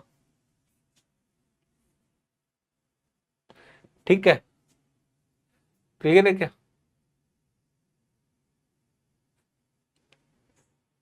नहीं, हो गया अपने पास, हो गया। ये तीन मैंने टुकड़े रखे हैं वायर के, ठीक है, तीन, ताकि कंप्लीट लूप बन जाए। कैसे कंप्लीट लूप बन रहा है, ध्यान से देखो, देखो जैसे मैंने ये दो बराबर रखे हैं ना, इसमें भी करंट आई इसमें, तो ये कैंसिल आउट कर देते हैं, तो उस पर कोई इफेक्ट नहीं पड़ता है। अब एक कंप्लीट लूप बन रहा है जो मैं आपको दिखा रहा हूं, ध्यान से देखिएगा। मैं यहां से चला, मैं यहां गया, और फिर मैं नीचे आया, देखो ये रही वो वायर, और फिर मैं ये रही वो वायर गया। तो इसकी वजह से मैग्नेटिक फील्ड कितनी मिलेगी, बी नोट, किधर मिलेगी, वाई कैप, अभी भी बताया। ये पहला लूप, ये वाला फेस, ठीक है, बहुत बढ़िया। अब दूसरा देखो भाई, तो हमारे पास कितनी आई मैग्नेटिक फील्ड, कितनी आई, ये आई, यानी पहले लूप की वजह से मैग्नेटिक फील्ड कितनी आई हमारे पास, ये आई बी नोट वाई कैप, क्योंकि मैग्नीट्यूड तो सेम रहेगा, क्योंकि ये भी क्यूब है, ये भी क्यूब है, और सेंटर पे निकालना है, तो सेम ही रहेगा बी नोट, ये आया। अब दूसरा हम लेते हैं, अब दूसरा आप ध्यान से देखना भाई, हमने रेड कलर का मैं ले रहा हूं पेन, ठीक है। मैं अब यहां से चला, यहां से चला, यहां आया, फिर मैं ऐसे गया, ठीक है। हमने ये गड़बड़ कहां से कर दी भाई, हाँ ठीक है, फिर मैं ऐसे गया और फिर मैं ऐसे गया, तो एक ये बन गया रेड कलर का सामने। तो इसकी वजह से क्या होगा भाई, अंदर की तरफ माइनस ऑफ एक्स कैप, यानी इसको हमने बोला, जो सामने वाली जो आपको दिखाई दे रही है, इसको हमने सेकंड बोला। तो बी टू कितना आया, ये आया B naught minus of x cap, ठीक है। अब ध्यान से देखना, अब हमारे पास, अब हम कौन सा कलर का पेन ले लेते हैं, अब ये वाला पेन ले लेते हैं। तो दो लूप हो गए। अब एक नीचे भी लूप है, नीचे, नीचे देखो, मैं यहां से चला, ऐसे, ऐसे गया, ऐसे गया, और फिर मैं ऐसे आ गया, तो ये भी एक लूप बन गया, और इसकी वजह से जेड कह लूं, तो ये नीचे वाला, तो कितना बना हमारे पास, बी थ्री क्या हुआ, B naught of Z cap. तो तीन लूप बेसिकली इसके बनेंगे, इसके तीन लूप बने, मैं यहां पर फिर से आपको शो कर देता हूं, ठीक है। देखो, एक वायर का टुकड़ा मैंने कैसे रखा, ऐसे रखा भाई, और एक मैंने कैसे रखा, ऐसे रखा, ठीक है। तो मेरे पास क्या हुआ, एक लूप ये बन गया कंप्लीट। फिर एक नीचे भी वायर है, नीचे भी मैंने रख दिया, एक ऐसे रखा और एक ऐसे रखा, तो एक कंप्लीट लूप मैंने ये बनाया, यहां से चला, यहां से चला, यहां से चला, ये गया, ये वाला फेस, ठीक है। फिर ध्यान से देखो, फिर मैंने एक वायर का टुकड़ा ऐसे रखा और ऐसे रखा, फिर सामने वाला फेस का एक कंप्लीट लूप बन गया, यहां से चला, यहां से चला, यहां से चला, और ये गया, तो इसकी वजह से कितना आया, देखो करंट हमारे पास ये इस डायरेक्शन में फ्लो कर रहा है, तो B naught Y cap B1, इसको वन फेस बोलेंगे। फिर सामने वाला जो आपको दिखाई दे रहा है देखो, उसकी वजह से कितना आया, सामने वाला ये रहा पूरा, तो इसकी वजह से आया B2, तो B2 y naught minus x cap, ये आया। तो दो लूप कंप्लीट होगी। अब हमारे पास है हमारे पास एक वायर का टुकड़ा ये और रह गया, ये वाला नीचे वाला, तो इसको भी एक कंप्लीट लूप बना रहे हैं हम, ध्यान से देखोगे तो यहां से गया, यहां से गया, फिर मैं इस वाले से आया और ऐसे गया, तो ये कंप्लीट, और इसकी वजह से ये बन गया नीचे वाले की वजह से, तो B3 ये आया B naught of Z cap. ठीक है, तो नेट मैग्नेटिक फील्ड कितनी होगी सेंटर पे, नेट मैग्नेटिक फील्ड कितनी होगी, होगी B naught minus of x cap plus में B naught Y cap plus में बी नोट जेड कैप। लेकिन आपको मैग्नीट्यूड चाहिए, मैग्नीट्यूड चाहिए तो यही आएगा बी नोट स्क्वायर प्लस में बी नोट स्क्वायर। ठीक है, तो नेट मैग्नेटिक फील्ड आ गया under root 3 B naught. Option कौन सा करेक्ट आ गया, ऑप्शन पहला।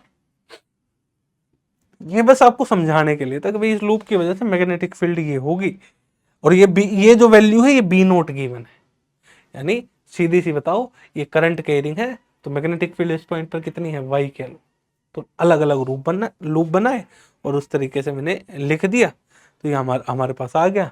तो अभी निकाला है नेट मैग्नेटिक फील्ड, ये है हमारे पास B naught minus of x cap, या फिर ऐसे लिख लो B naught minus x cap Y cap Z cap.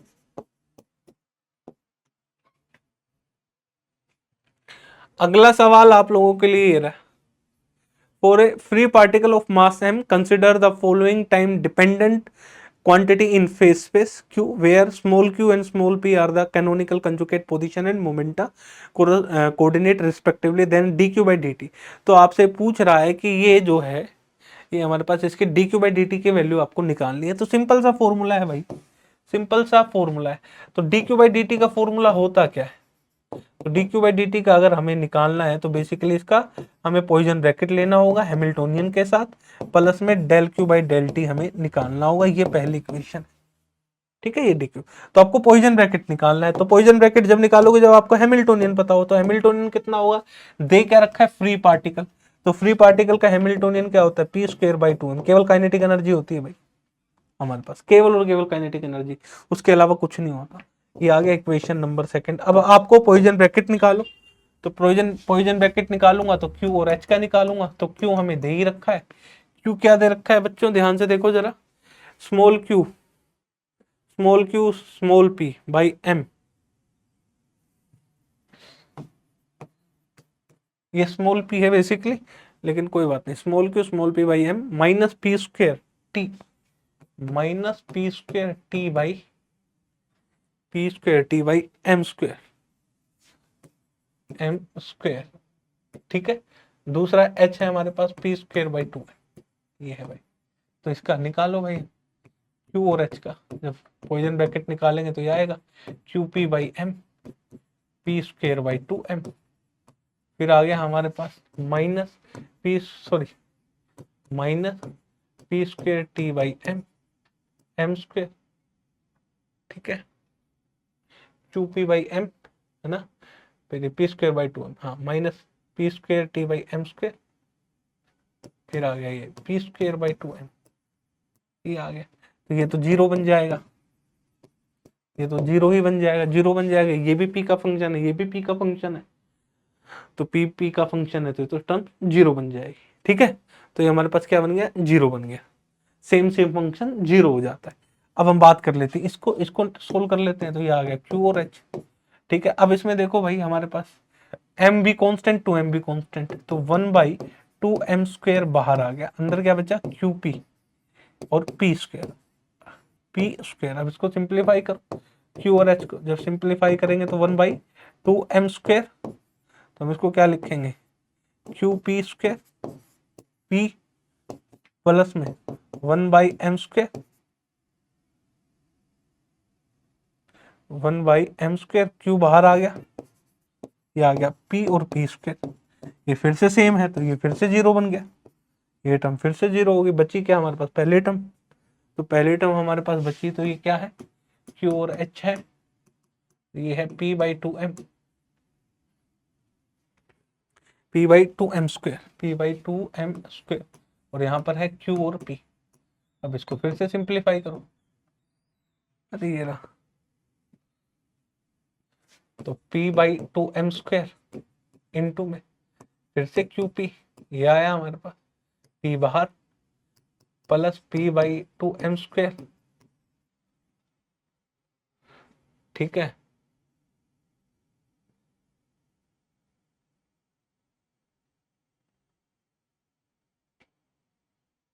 फिर से हमारे पास Q/P आ जाएगा, और P बाहर, भाई दो बार है ना, एक बार इसको साथ रखा फिर एक बार इसको साथ, याद करो भाई, A B और C, इसको हम क्या लिखते हैं, AB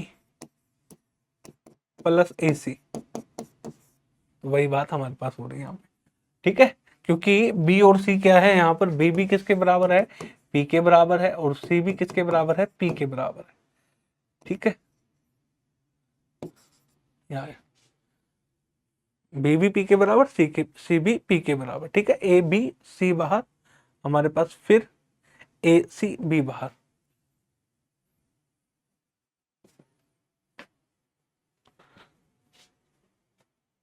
तो हमारे पास ये हो गया। अब इसको सोल्व कर लो भाई, तो आ गया QH हमारे पास किसके बराबर आ गया, ये आ गया, सेम सेम है, तो 2p² Q और P, 2 से 2 कट गया, तो Q और H क्या आ गया, p²/m², और ये क्या बन गया, 1, ये क्या है, 1 के बराबर, तो हमारे पास ये आ गया एक, ठीक है। इक्वेशन नंबर सेकंड, फिर निकालना है del Q/del T के रिस्पेक्ट में डिफरेंशिएट करो, Q हमारे पास ये रहा, तो p²/m² माइनस p²/m² आ गया हमारे पास equation number third. Equation second third put in equation first, equation second third put in equation first. पहली इक्वेशन में हम रख देंगे Q और H की वैल्यू हमारे पास क्या आई, p²/m² माइनस में p²/m² बराबर 0, तो वैल्यू क्या आ गई, 0 आ गई। कौन सा ऑप्शन ठीक है, ऑप्शन पहला इसका ठीक आंसर है भाई।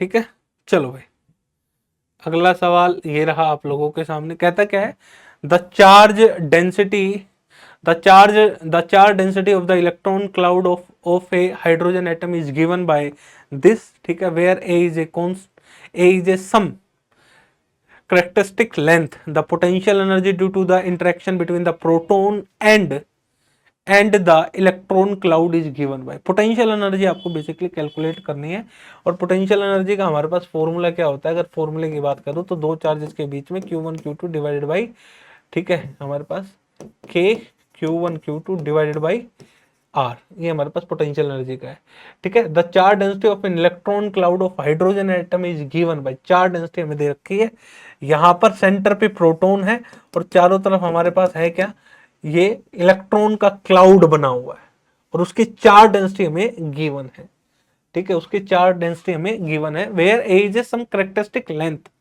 ठीक है ना। अब इसने बोला नहीं है कि ये जो क्लाउड फैला हुआ है ये ए रेडियस तक फैला हुआ है, ऐसा कुछ उसने डिफाइन नहीं करा है, ठीक है। The potential energy due to the interaction between the proton और जो क्लाउड है इसके बीच में जो इंटरेक्शन पोटेंशियल एनर्जी है वो क्या है, वो बेसिकली आप लोगों को कैलकुलेट करनी है। तो हम क्या कैलकुलेट कर सकते हैं, बिल्कुल कैलकुलेट कर सकते हैं।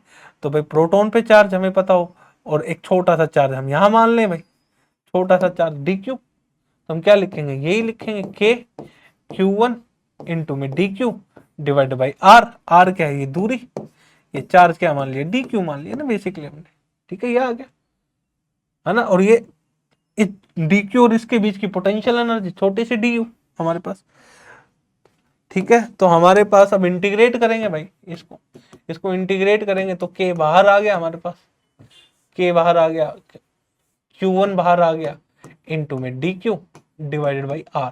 अब देखो Q1 बाहर क्यों आया है, ये जो सेंटर जो है ना यहाँ पर प्रोटॉन प्रेजेंट है, तो Q1 E के बराबर है, Q1 जो है हमें E के बराबर है, क्योंकि प्रोटॉन और इलेक्ट्रॉन पर चार्ज सेम होते हैं, तो ये Q1 है तो कांस्टेंट है, जो चार्ज डेंसिटी जो है, जो इलेक्ट्रॉन के क्लाउड की वजह से जो चार्ज डेंसिटी वो हमें गिवन है, तो हमने इसमें रखा और दोनों तरफ इंटीग्रेट कर दिया भाई। जो कांस्टेंट है वो बाहर आ गया तो मैंने बाहर निकाल लिया, बचा ये। ठीक है, दोनों तरफ इंटीग्रेट करने पे तो u is equal to k e into में integration D Q. D Q बताओ किसके बराबर होगा? डी क्यू को अपन क्या लिखेंगे यहां से बताओ? रो इंटू में डीवी, यही तो लिखेंगे चार्ज डेंसिटी, तो हमारे पास आ जाएगा ये। रो हमें दे ही रखा है, rho dV divide by r, तो u is equal to k e into में minus e divide by 8 pi a की पावर 3, 8 पाई ए की power 3 exponentially e minus r by a into में। ठीक है, वॉल्यूम तो छोटा सा वॉल्यूम अगर मुझे लिखना है तो मैं सीधा ऐसा लिख देता हूँ 4 पाई आर स्क्वायर इंटू में डी आर, क्योंकि 4 पाई तो वैल्यू आ ही जाएगी साइन थी, क्योंकि जो चार्ज डेंसिटी थीटा पे डिपेंडेंट नहीं है, फाई पे डिपेंडेंट नहीं है ना, तो फिर साइन थीटा का भी करोगे तो ओवरऑल वो 4 पाई वहां से आ जाएगा। थीटा और फाई का जब इंटीग्रेट करते हो तो थीटा का इंटीग्रेट करते हो जब 2 आता है, फाई का करते हो तो हमारे पास 2 पाई आता है, तो ये वहां से आ जाता है।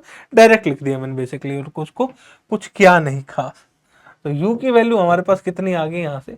Minus k e square divide by 8 pi a की पावर 3 हमारे पास बाहर आ गया। ठीक है, minus k e square 8 pi a की पावर 3 इंटू में 4 पाई। ठीक है, यहां पर बचा क्या हमारे पास? यहाँ पे बचा आर स्क्वेयर ए की power minus r by a d r. Integrate कहां से कहां तक? जीरो से इंफिनिटी, जीरो से इंफिनिटी। ठीक है, इंटीग्रेशन कहां से कहां तक करेंगे इसका? जीरो से इंफिनिटी। आप समझ रहे हो बात? अब इसको इंटीग्रेट कर ही लिया तो इसको कैलकुलेट कर लो भाई। अब इसको इंटीग्रेशन को कैलकुलेट कर लेना। अब ये इंटीग्रेशन कर लेना भाई, मैं इसका डायरेक्ट रिजल्ट आप लोगों को बता देता हूं। जो रिजल्ट आएगा, ठीक है, जो रिजल्ट आएगा मैं आप लोगों को रिजल्ट बता देता हूं। ए स्क्वेयर आएगा इसका, है ना। इसका ये जो रिजल्ट आया है हमारे पास, ये इसको इंटीग्रेट करोगे तो इसका रिजल्ट मैं आप लोगों को बता देता हूँ। ये कर लेना इंटीग्रेशन, ए स्क्वेयर आएगा तो यहाँ पर u is equal to minus k e square into में 4 पाई डिवाइडेड बाई 8 पाई ए की पावर 3 इंटू में ए स्क्वेयर। तो u is equal to minus k a square cut गया हमारे पास, minus k e square 2a, you के की value put कर दो, A square 8 pi epsilon naught A, that is the potential energy.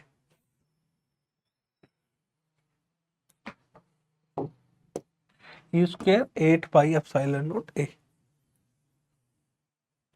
ठीक है, अगला ये रहा आप लोगों के सामने, कहता क्या है? A long cylinder of radius r carries a magnetization m k rho square phi cap where k is a constant, rho is the radial distance from the axis and phi cap is the azimuthal unit vector. The magnetic field inside and outside the cylinder, cylinder के अंदर और बाहर आपको magnetic field बतानी है, लेकिन magnetisation आपको दे रखा है। ठीक है, तो हम क्या लगाएंगे? एम्पियर सर्किटल लॉ लगाएंगे भाई। एम्पियर सर्किटल लॉ हमारे पास क्या कहता है? केस नंबर फर्स्ट, पहले हम केस नंबर फर्स्ट के बारे में बात कर लेते हैं। R is less than are, हम बात कहाँ कर रहे हैं? इनसाइड की हम बातचीत कर रहे हैं, हम चर्चा इनसाइड, तो हम क्या लगाएंगे? बी की जगह एच, क्योंकि मैग्नेटाइजेशन दे रखे हैं, तो एच डॉट डी एल किसके बराबर होगा? आई फ्री के बराबर होगा। ठीक है, ये हमें गिवन है, तो हमारे पास आ गया एच डी एल किसके बराबर? आई फ्री। फ्री तो हमें जीरो दे रखा है, क्योंकि हम अंदर कैलकुलेट कर रहे हैं भाई, इनसाइड हम निकाल रहे हैं, हम अंदर कैलकुलेट कर रहे हैं। एम्पियर लूप हमने ये लिया बेसिकली, ये हमारे पास एम्पियर लूप है, लेकिन फ्री करंट तो दे ही नहीं रखा, तो that is equal to zero. तो फ्री हमारे पास जीरो के बराबर है, तो फ्री जीरो के बराबर है, तो लाइन इंटीग्रल तो जीरो हो नहीं सकता एम्पियर लूप का, तो जो एच है वो किसके बराबर है? वो जीरो के बराबर है। और एच हमारे पास किसके बराबर होता है बताओ भाई? एच को अपन क्या लिखते हैं? याद करो, B by mu naught minus m. M क्या है? मैग्नेटाइजेशन। ठीक है, तो ये किसके बराबर? जीरो के बराबर बेसिकली हमारे पास। ठीक है, तो हम क्या लिख सकते हैं? B by mu naught m के बराबर।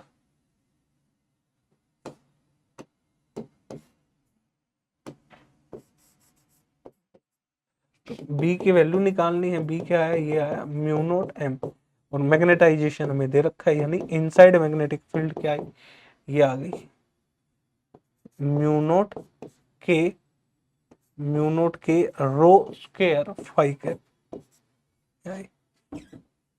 मैग्नेटिक फील्ड इनसाइड कितनी आ गई हमारे पास, म्यू नोट के रो स्क्वायर फाई कैप। देख लो भाई इनसाइड कौन कौन से में दे रखा है, ठीक है हमारे पास। अच्छा जी, तो दो ऑप्शन है ना, एक और फिर आउटसाइड निकालो भाई। आउटसाइड निकालोगे case number second, case number second हमारे पास R is greater than are. हम बात कहाँ कर रहे हैं, आउटसाइड। तो हम एम्पियर सर्किट लॉ लगाएंगे, तो हमारे पास क्या हुआ, ये हुआ एच डॉट डी एल किसके बराबर है, आई फ्री के बराबर है भाई, ठीक है आई फ्री के बराबर। अब मुझे एक बात बताओ, फ्री करंट डेंसिटी तो दे ही नहीं रखी, यानी एच डी एल की वैल्यू किसके बराबर है, 0 के बराबर है, क्योंकि कोई फ्री करंट नहीं है। क्योंकि अब हम निकाल रहे हैं बाहर, आउटसाइड, यहां हम निकाल रहे हैं, फ्री करंट दे ही नहीं रखा। लेकिन बाहर क्या प्रेजेंट है, वैक्यूम है भाई, कुछ नहीं दे रखा तो इसका मतलब वैक्यूम है। वैक्यूम का कोई मैग्नेटाइजेशन होता नहीं, वैक्यूम के अंदर एम की वैल्यू क्या होती है, 0 के बराबर होती है बेसिकली, है ना। और यहां से हमें पता चला कि h जो है 0 के बराबर, और h को अपन क्या लिख सकते हैं, यहाँ पर ये लिख सकते हैं b by mu naught minus n. लेकिन वैक्यूम के अंदर ये टर्म 0 होती है, यानी बेसिकली मैग्नेटिक फील्ड क्या है आउटसाइड, आउटसाइड मैग्नेटिक फील्ड आई 0। तो आउटसाइड मैग्नेटिक फील्ड 0 है, इनसाइड मैग्नेटिक फील्ड हमारे पास ये है, ऑप्शन सेकंड। ठीक है बच्चों, अगला सवाल, अगला सवाल ये रहा, कहता क्या है, a gas of electron with no source of scattering is place in an electric field E and a magnetic field B where E and B are constant. The frequency at which conductivity in the z direction given by the ratio of the current and the electric field both E and both in the z direction diverge is, ठीक है, a gas of electron, ठीक है, is placed in an electric field E and magnetic field B। हमारे पास एक electron की, हमारे पास क्या है, गैस ऑफ इलेक्ट्रॉन, ठीक है, इलेक्ट्रॉन्स की गैस है, और उसको हमने इलेक्ट्रिक फील्ड और मैग्नेटिक फील्ड के अंदर रख दिया, प्लेस कर दिया है, ठीक है, where E and B are the constant, ठीक है, जिसमें ई और जो बी है हमारे पास क्या है, कांस्टेंट। ये जो आपको दे रखा है ई, ये वाला ई, और जो ये बी, ये वैल्यू जो कांस्टेंट है।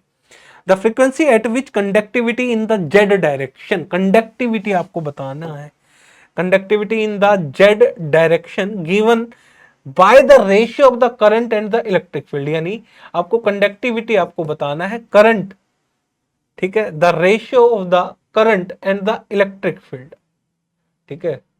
तो हमारे पास J बाई बेसिकली क्या है, जेड, अगर आप ध्यान से देखोगे, ठीक, क्या ही लिख रहा हूं मैं भी।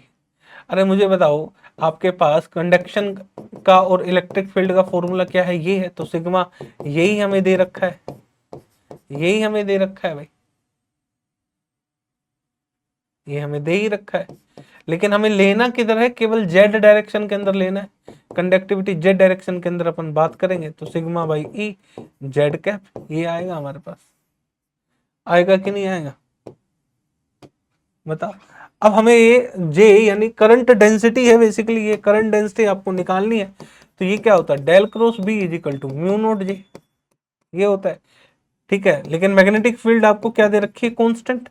अगर मैग्नेटिक फील्ड कांस्टेंट है तो डेल क्रॉस बी आप निकालोगे तो वो तो 0 आएगा, वो 0 आया, यानी इसका मतलब जे की वैल्यू 0 आई, जे की वैल्यू 0 आई तो सिग्मा 0 आया, यानी कंडक्टिविटी 0 होगी, यानी ऑप्शन ए इसका करेक्ट आंसर होगा।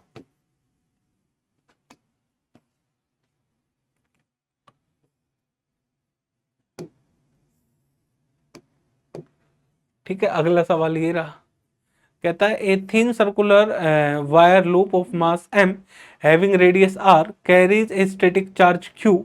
The plane of the loop is held perpendicular to a uniform magnetic field B along the z-axis passing through its center as shown in the figure. The loop initially at rest can freely rotate about the z-axis. When the magnetic field is switched off, the loop start rotating with angular frequency। ठीक है, आपको क्या कह रहा है, आपको ये कह रहा है कि मेरे पास एक लूप है एक सर्कुलर वायर लूप है और जिस पर जो चार्ज है वो स्टैटिक चार्ज Q है और इस लूप का जो मास है वो m है और इसका रेडियस r दे रखा है हमें, ये गिवन है और ये फ्री टू रोटेट है यानी घूम सकती है ना। अब इस सर्कुलर लूप को एक्सटर्नल मैग्नेटिक फील्ड के अंदर रख दिया, प्रेजेंट है। कहता है जैसे ही हम स्विच को ऑफ करते हैं, जैसे ही स्विच को ऑफ करते हैं तो जो लूप है वो रोटेट करना स्टार्ट कर देती है, घूमना स्टार्ट कर देती है। जब लूप हमारा रोटेट करना स्टार्ट कर रही है तो रोटेट तो तब करेगी जिस पर कोई टॉर्क लगेगा, ठीक है। टॉर्क लग रहा है तो इसका मतलब इस पर कोई ना कोई फोर्स लग रहा है, तो फोर्स कब लगेगा वो हमें निकालना है भाई। कमाल, सिंपल सी बात है कि ये लूप रोटेट कर रही है, जब ये लूप रोटेट कर रही है तो इसका मतलब इस लूप पर टॉर्क लगा है, टॉर्क लगा है तो इसका मतलब इस लूप पर कोई ना कोई फोर्स लगा है, इस पर कोई ना कोई फोर्स लगा है। तो वो फोर्स कौन लेके आ सकता है भाई, ये फोर्स कौन लेके आ सकता है, क्योंकि जैसे ही हम स्विच ऑफ करते हैं तो मैग्नेटिक फील्ड डिक्रीज करती है, तो मैग्नेटिक फ्लक्स चेंज होता है इस कॉइल के क्रॉस, और जैसे ही मैग्नेटिक फ्लक्स चेंज होगा तो उसमें ईएमएफ इंड्यूस होगा, उसमें ईएमएफ इंड्यूस होगा, उसके अंदर ईएमएफ इंड्यूस होगा। तो अगर ईएमएफ आया तो हम इलेक्ट्रिक फील्ड के बारे में बात कर सकते हैं। वही इलेक्ट्रिक फील्ड इस चार्ज के ऊपर फोर्स लगाएगी, तो उस चार्ज पर फोर्स लगाए तो उसकी वजह से इस पे टॉर्क लगा, टॉर्क करने की वजह से ये घूमा, तो वही सारी कहानी करनी है। यानी आपको पता है कि जो ईएमएफ है हमारे पास वो किसके बराबर होता है, minus D phi by D T के बराबर होता है। और ईएमएफ को आप क्या लिख सकते हो भाई, सीधा बताओ, ई डॉट डी एल, यही तो होता है ईएमएफ आपके पास। तो मैं सीधा सीधा लिख दूं, अरे पोटेंशियल डिफरेंस है ना, तो हमारे पास आ गया ई डॉट डी एल किसके बराबर, minus D phi by D t, क्योंकि इलेक्ट्रिक फील्ड है निकलेगा इस रीजन में, यानी इलेक्ट्रिक फील्ड जो होगी बेसिकली इस वायर के अलोंग होगी, जो वायर की लेंथ है उसके अलोंग है इलेक्ट्रिक फील्ड। वही इलेक्ट्रिक फील्ड जो इस वायर पर चार्ज प्रेजेंट है उस पर फोर्स लगाया, उस इलेक्ट्रिक फील्ड ने, उसकी वजह से इस पर फोर्स लगा, फोर्स लगने की वजह से इस पर टॉर्क लगा, टॉर्क लगने की वजह से घूमा, तो सारा काम वहीं से बताना। तो घूमा तो फ्रीक्वेंसी निकालने, तो पहले हम इलेक्ट्रिक फील्ड निकाले, ठीक है, तो हम इसको कैलकुलेट कर सकते हैं। तो मुझे एक बात बताओ, इलेक्ट्रिक फील्ड किस डायरेक्शन में होगी, लाइन के अलोंग होगी ना भाई, लाइन के अलोंग होगी, यानी बेसिकली जो इलेक्ट्रिक फील्ड है वो फाई के अलोंग है, सिंपल सी बात है। और लेंथ भी हम उधर ले रहे हैं, तो हमारे पास क्या बना, ये बना E d l cos zero, और ये किसके बराबर, minus D phi by D t, ठीक है। तो हम ई बाहर आ गया इंटू में डीएल, तो ये आया minus D phi by D T. तो total length of the loop कितनी है हमारे पास, ये आ गया ई इंटू में two pi R, two pi R, R इसका रेडियस, आर इसका रेडियस हमारे पास ये आ गया भाई। अब minus D phi by D T के बराबर है minus D phi by D T. अब D phi by D T की वैल्यू निकालो, ई इंटू में two pi r, magnetic flux कितना होगा बताओ, minus d by D t. Magnetic flux क्या होता है बताओ, बी इंटू में area, magnetic field, magnetic field किधर, जेड के लोग, एरिया किधर ऊपर, तो यानी आ गए हमारे पास पाई आर स्क्वायर इंटू में बी, ये आ गया। अब पाई कांस्टेंट आर कांस्टेंट, तो मैग्नेटिक फील्ड ही चेंज हो रही है ना, तो ये आया ई इंटू में two pi r is equal to minus pi r square d B by D t, ये आया। पाई से पाई कटा, आर से आर कटा, तो हमारे पास इलेक्ट्रिक फील्ड कितना आया, इलेक्ट्रिक फील्ड की बात करें तो ये आया minus d B by D t, ठीक है, minus r by two d B by D t. और ये जो इलेक्ट्रिक फील्ड आई है ये फाई के अलोंग आई है बेसिकली, फाई के अलोंग आई है इलेक्ट्रिक फील्ड। तो हमने इलेक्ट्रिक फील्ड निकाल दिया। अब इलेक्ट्रिक फील्ड की वजह से फोर्स लगेगा भाई, फोर्स कितना लगेगा मुझे बताओ, फोर्स, तो भाई इलेक्ट्रिक फील्ड मैंने छोटा सा चार्ज ले लिया डी क्यू, अरे भाई मैंने एक छोटा सा चार्ज ले लिया यहाँ पर, छोटा सा चार्ज डी क्यू, तो इलेक्ट्रिक फील्ड, तो हम फोर्स लगा देते हैं। तो फोर्स कितना होगा हमारे पास, ये आ गया minus r by two d B by, यानी क्यू इंटू में ई, डी क्यू इंटू में, डी क्यू इंटू में force due to electric field. तो फोर्स कितना आया हमारे पास, ये आ गया माइनस आर बाई टू, ठीक है, d B by D t d q phi cap, that is the force, ये फोर्स लगा। तो फोर्स बेसिकली कितना हो गया हमारे पास, हम फोर्स की बात करें तो आ गया minus r by two d B by D t और डी क्यू। अब जो ये फोर्स लगा है, छोटा सा फोर्स लगा है ना भाई, थोड़े से चार्ज पर, डी क्यू चार्ज पर लगाना है, टोटल फोर्स निकालने कितना लगेगा। तो हम क्या करेंगे, इंटीग्रेट करेंगे, फिर से हम इसको क्या करेंगे, इंटीग्रेट करेंगे। जब इंटीग्रेट करेंगे तो फोर्स कितना आएगा, -r/2, बाहर dv/dt भी बाहर, तो ये आ गया dq, क्योंकि चार्ज को ही तो इंटीग्रेट करेंगे, टोटल चार्ज ही तो हमें निकालना है। तो चार्ज हमें निकालना है, तो चार्ज निकालो भाई। तो टोटल चार्ज कितना है, q है हमारे पास, तो आ गया माइनस, यानी बेसिकली अगर हम बात करें तो F = -r/2 dv/dt इंटू में q, ये आ गया। तो फोर्स हमारे पास आ गया। फोर्स कितना आ गया हमारे पास, ये आ गया भाई r/2 -r/2 Q, r/2 Q dv/dt, dv/dt। अब ये फोर्स आ गया, तो टॉर्क निकालो। टॉर्क क्या होगा, r क्रॉस f, यही होगा। तो टॉर्क हमारे पास, ये फोर्स किधर लग रहा है, ये लग रहा है बेसिकली फाई कह लो। r हमारे पास किधर होता है, बताओ। टॉर्क आप समझ रहे हो ना, फाई, ठीक है, ये एंगल फाई, ठीक है। सिलेंड्रिकल कोऑर्डिनेट अपन यूज कर रहे हैं, तो यहाँ पे निकाल लो भाई टॉर्क। टॉर्क अपन जब निकालेंगे तो बेसिकली हमारे पास आ ही जाएगा, ठीक है। तो कितना आ जाएगा, ये आ जाएगा r²/2, क्योंकि r और फाई 90 डिग्री में होते हैं सिलेंड्रिकल कोऑर्डिनेट में। तो डायरेक्ट लिख देता हूं मैं यहाँ पे, ठीक है। यहाँ पर आ गया RF, डायरेक्ट लिख दिया मैंने, ठीक है, माइनस का, ठीक है। तो माइनस r²/2, ये रहा r³ dv/dt। तो ये लगा टॉर्क। टॉर्क क्या होता है, change in angular momentum, del L/del T minus r²θ/q, r²q/2 dv/dt, ठीक है। अब चेंज इन एंगुलर मोमेंटम होता है हमारे पास, तो यहाँ आ जाएगा, क्या आ जाएगा, dt, ले जाओ भाई, d,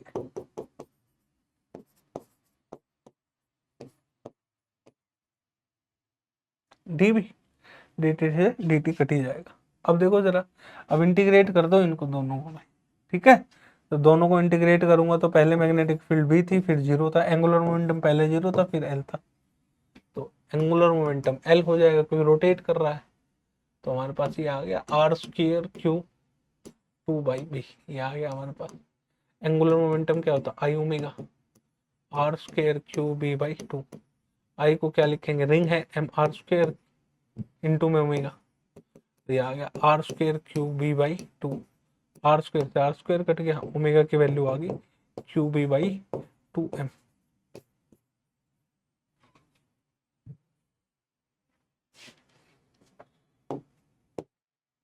qb/2m, ऑप्शन सेकंड, ठीक है। अगला सवाल ये रहा आप लोगों के सामने, कहता है a massless rod of length L is hinge at the extreme end of a vertical spring whose other end is fixed to the ground, ठीक है भाई, बहुत बढ़िया। A point mass m is fixed at the end of the road as shown in the figure. Assume harmonic motion of the spring given by this, where h0 is greater than L. The equation of motion of the mass confined to the plane of the figure is given by। तो आपको equation of motion बतानी है, तो बड़ा ही आसान सा है, ठीक है। Spring simple harmonic motion show कर रहा है, उसका हमें दे ही रखा है। तो ओरिजिन मान लो यहाँ पर जिसके अबाउट इसको फिक्स किया गया है, दैट इज द ओरिजिन, ये आ गया हमारे पास।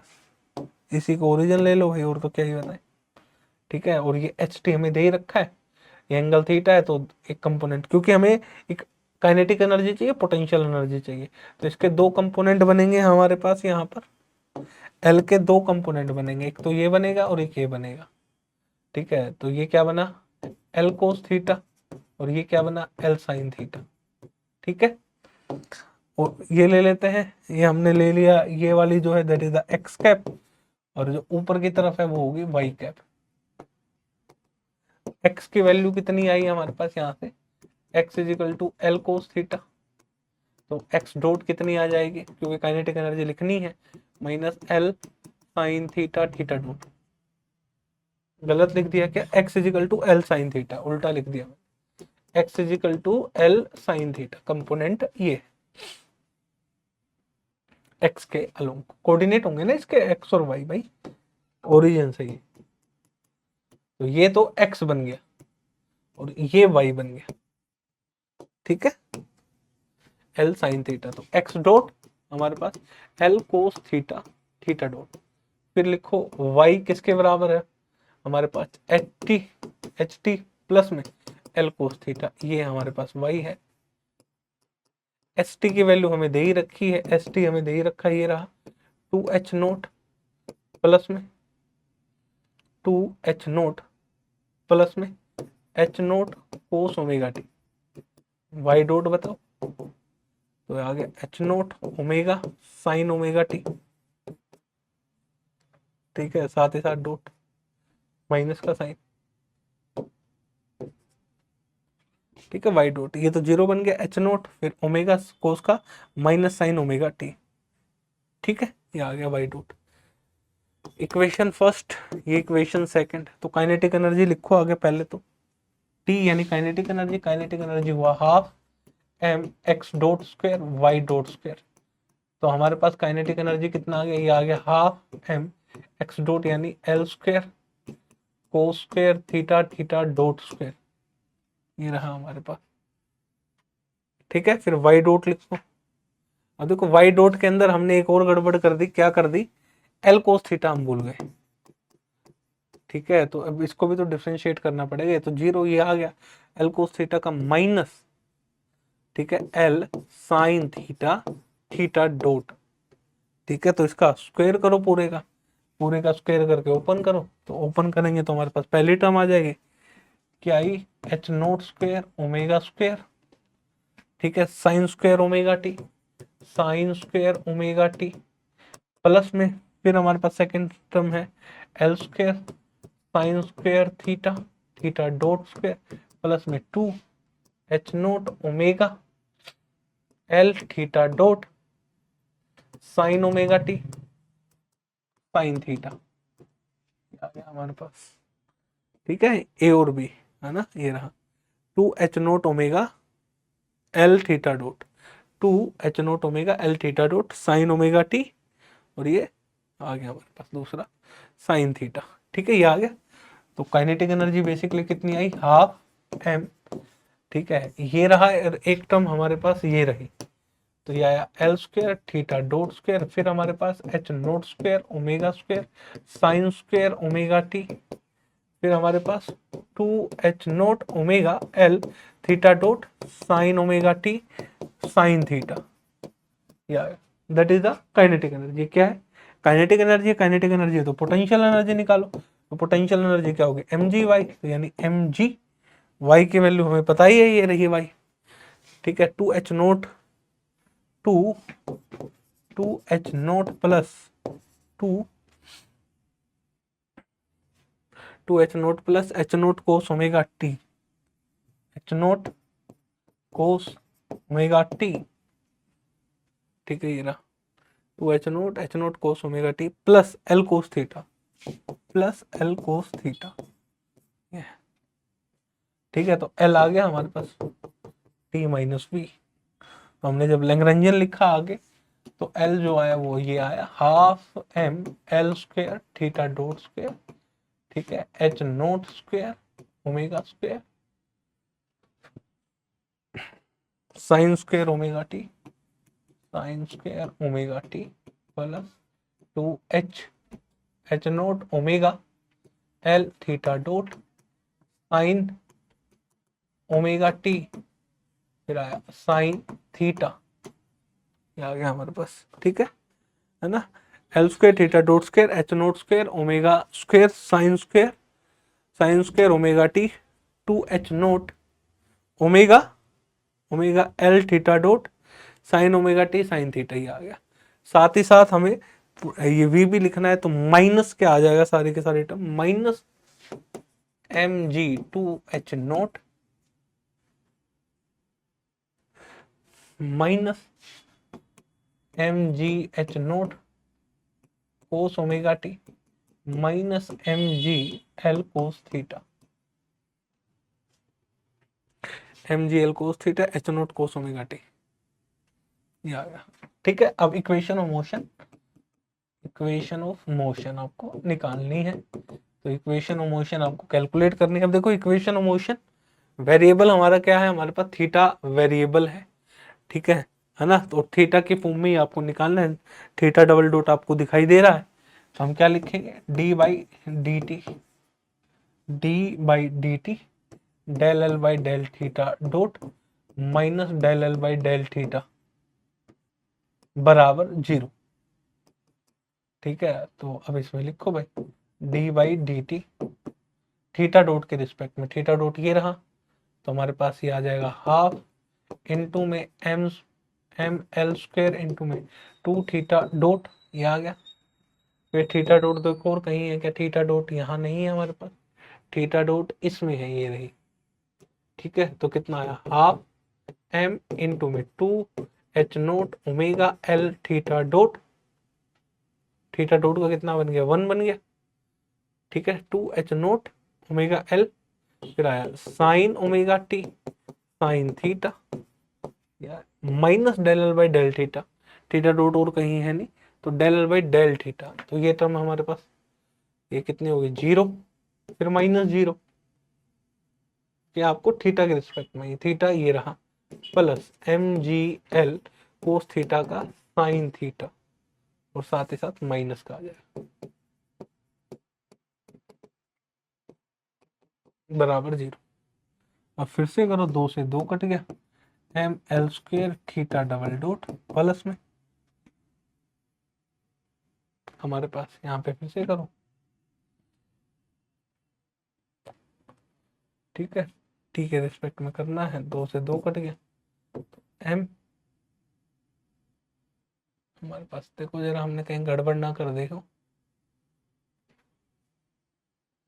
ठीक है, तो थीटा तो हमें दे ही नहीं रखा, थीटा इसी में ही है, चलो ठीक है भाई, एम h0 ओमेगा एल, ठीक है, साइन का क्या बन गया हमारे पास, m h0 l omega square, sine का बन गया कोस ओमेगा टी, टाइम के रिस्पेक्ट में करा साइन थीटा, फिर आया हमारे पास m h0 omega L sine omega t, ठीक है, ठीक है, थीटा हमारे पास वेरिएबल है, साइन ओमेगा टी, तो साइन थीटा का कोस थीटा, साइन थीटा का cos theta theta dot minus m g L sine theta. Term देखो कितनी है हमारे पास, इसमें हमारे पास टर्म तो 3 है, हमने कहाँ गलती करी, कहीं तो हमने गलती करी है, हमने कहीं तो गलती करी है, कहाँ गलती करी है वो मुझे पकड़ना है। ये हमारे पास है भाई, देखो x dot y dot, x dot ये रहा, वाई डॉट ये रहा, तो वाई डॉट ये रहा, तो भाई हमारे पास आ गया पहला, ठीक है, इसका स्क्वायर, फिर इसका स्क्वायर, ये आ गया दोनों, ठीक है, तो ये आ गया हमारे पास h0 omega square sine square omega t, ये बचा, ये हमारे पास आ गया, ठीक है, फिर वी एम जी वाई, ठीक है, ये रहा हमारे पास, तो m g 2 h0 cos omega t l cos theta है भाई, ये हमारे पास लैग्रेंजियन आ गया। इक्वेशन ऑफ मोशन हमें लिखनी है थीटा के फॉर्म में, तो थीटा डॉट के रिस्पेक्ट में करनी है, तो थीटा डॉट के रिस्पेक्ट में करेंगे तो ये आया पहले, यहाँ पर थीटा डॉट है ही नहीं तो 0, यहाँ पर थीटा डॉट है तो ये आ गया हमारे पास पूरा का पूरा। ठीक है, क्लियर है, क्लियर है, क्लियर है। फिर हमारे पास ये आ गया, आगे कहीं थीटा डॉट है ही नहीं हमारे पास, तो नहीं है तो नहीं आएगा भाई, फिर थीटा के रिस्पेक्ट में करेंगे, फिर हम किसके रिस्पेक्ट में करेंगे, थीटा के रिस्पेक्ट में। देखो यहाँ पर हम गलती कर गए, जब हम डेल बाई डेल थीटा के रिस्पेक्ट में करेंगे तो ये टर्म 0, यहाँ पर थीटा है नहीं, देखो एक टर्म थीटा ये रही, ये टर्म हमने छोड़ दी, ठीक है, जो हमने थीटा के रिस्पेक्ट में किया था। ठीक है भाई, तो ये आया -0, ये 0, ये 0, minus minus plus cos theta का साइन थीटा। अब देखो एक टर्म ये रही थीटा यहाँ पर भी, तो हमारे पास कितना आ जाएगा यहाँ से बताओ, माइनस में, ठीक है, माइनस में 2 से 2 कट जाएगा हमारे पास, m h naught omega L L theta dot sine omega t, और ये आ गया कोस थीटा, कोस थीटा बराबर 0। ठीक है, अब यहां पर भी एक और टर्म आ गई, ये रही minus m h naught omega L theta dot sine omega t cos theta बराबर 0। ठीक है, अब देखो एम, ये रहा m, m h naught omega L L theta dot sine omega t, ये कट गया पूरा, कट गया तो ये इक्वेशन बचे। यही कह रहा था ना, एक टर्म रह गई हमारे, कहीं तो हमने गड़बड़ करी, तो वो गड़बड़ यही थी भाई। ये ध्यान से करने का था ये सवाल थोड़ा सा, क्योंकि अक्सर जल्दबाजी में अपन गलतियां कर देते हैं पेपर में, और फिर वो मिस्टेक भी पकड़ में नहीं आती। ठीक है, एम, एम इधर भी है, एम इधर भी है, एम इधर भी है, एल इधर भी है, इधर भी है, इधर भी है। तो बेसिकली हमारे पास कितना है, यहाँ है हमारे पास L theta double dot plus में h naught omega square cos omega t sine theta minus g g sine theta is equal to 0। देख लो भाई, L theta double dot omega square h sine theta cos omega t, ये देखो option second, L theta double dot, हमारे पास ये रहा L theta double dot, फिर हमारे पास ये रहा L theta double dot h naught omega square, h naught omega square cos omega t sine theta minus g sine theta, option second इसका करेक्ट आंसर है भाई। ठीक है, प्लस माइनस का एरर हो ही जाता है अक्सर इन सवालों में, तो थोड़ा सा देख लेना भाई, है ना। प्लस माइनस का एरर हमें देखने को मिल जाता है अक्सर इन सवालों में। तो अगला सवाल आप लोगों के सामने ये रहा, कहता है the Hamiltonian of a system is given by this where x and p are the generalised coordinate and momentum respectively v x is equal to 0 या फिर ग्रेटर देन 0। ठीक है, ये दो बातें, द कोरस्पॉन्डिंग लैग्रेंजियन, तो इसके कोरस्पॉन्डिंग लैग्रेंजियन क्या होगा वो आपको बताना है। तो भाई इसको तो कैलकुलेट कर ही सकते हैं ना अपन, हैमिल्टोनियन आपको दे ही रखा है, तो हैमिल्टोनियन क्या दे रखा है बच्चों, पहले तो यही सोल्व करो। हैमिल्टोनियन आपको क्या गिवन है, एच आपको दे रखा है minus p square minus v square, अरे यार ये तो पूरे का पावर है, minus p square plus v square की पावर 1/2, ये आपके पास हैमिल्टोनियन है। ठीक है, तो आपको भाई लैग्रेंजियन लिखना है, तो ये पी हटाना होगा।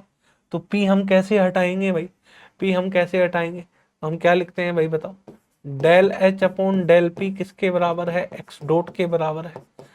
तो पी के रिस्पेक्ट में इसको डिफरेंशिएट करो, तो डिफरेंशिएट करेंगे तो हम पी के रिस्पेक्ट में तो माइनस, ठीक है, कि -1/2 हमारे पास,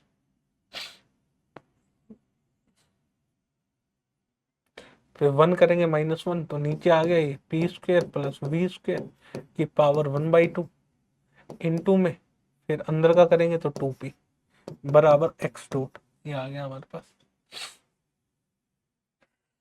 क्लियर है, अरे भाई x की पावर n का डिफरेंशिएशन क्या होता है, n x की पावर n -1, ये होता है भाई। तो हमारे पास ये रहा, पावर कितनी थी 1/2।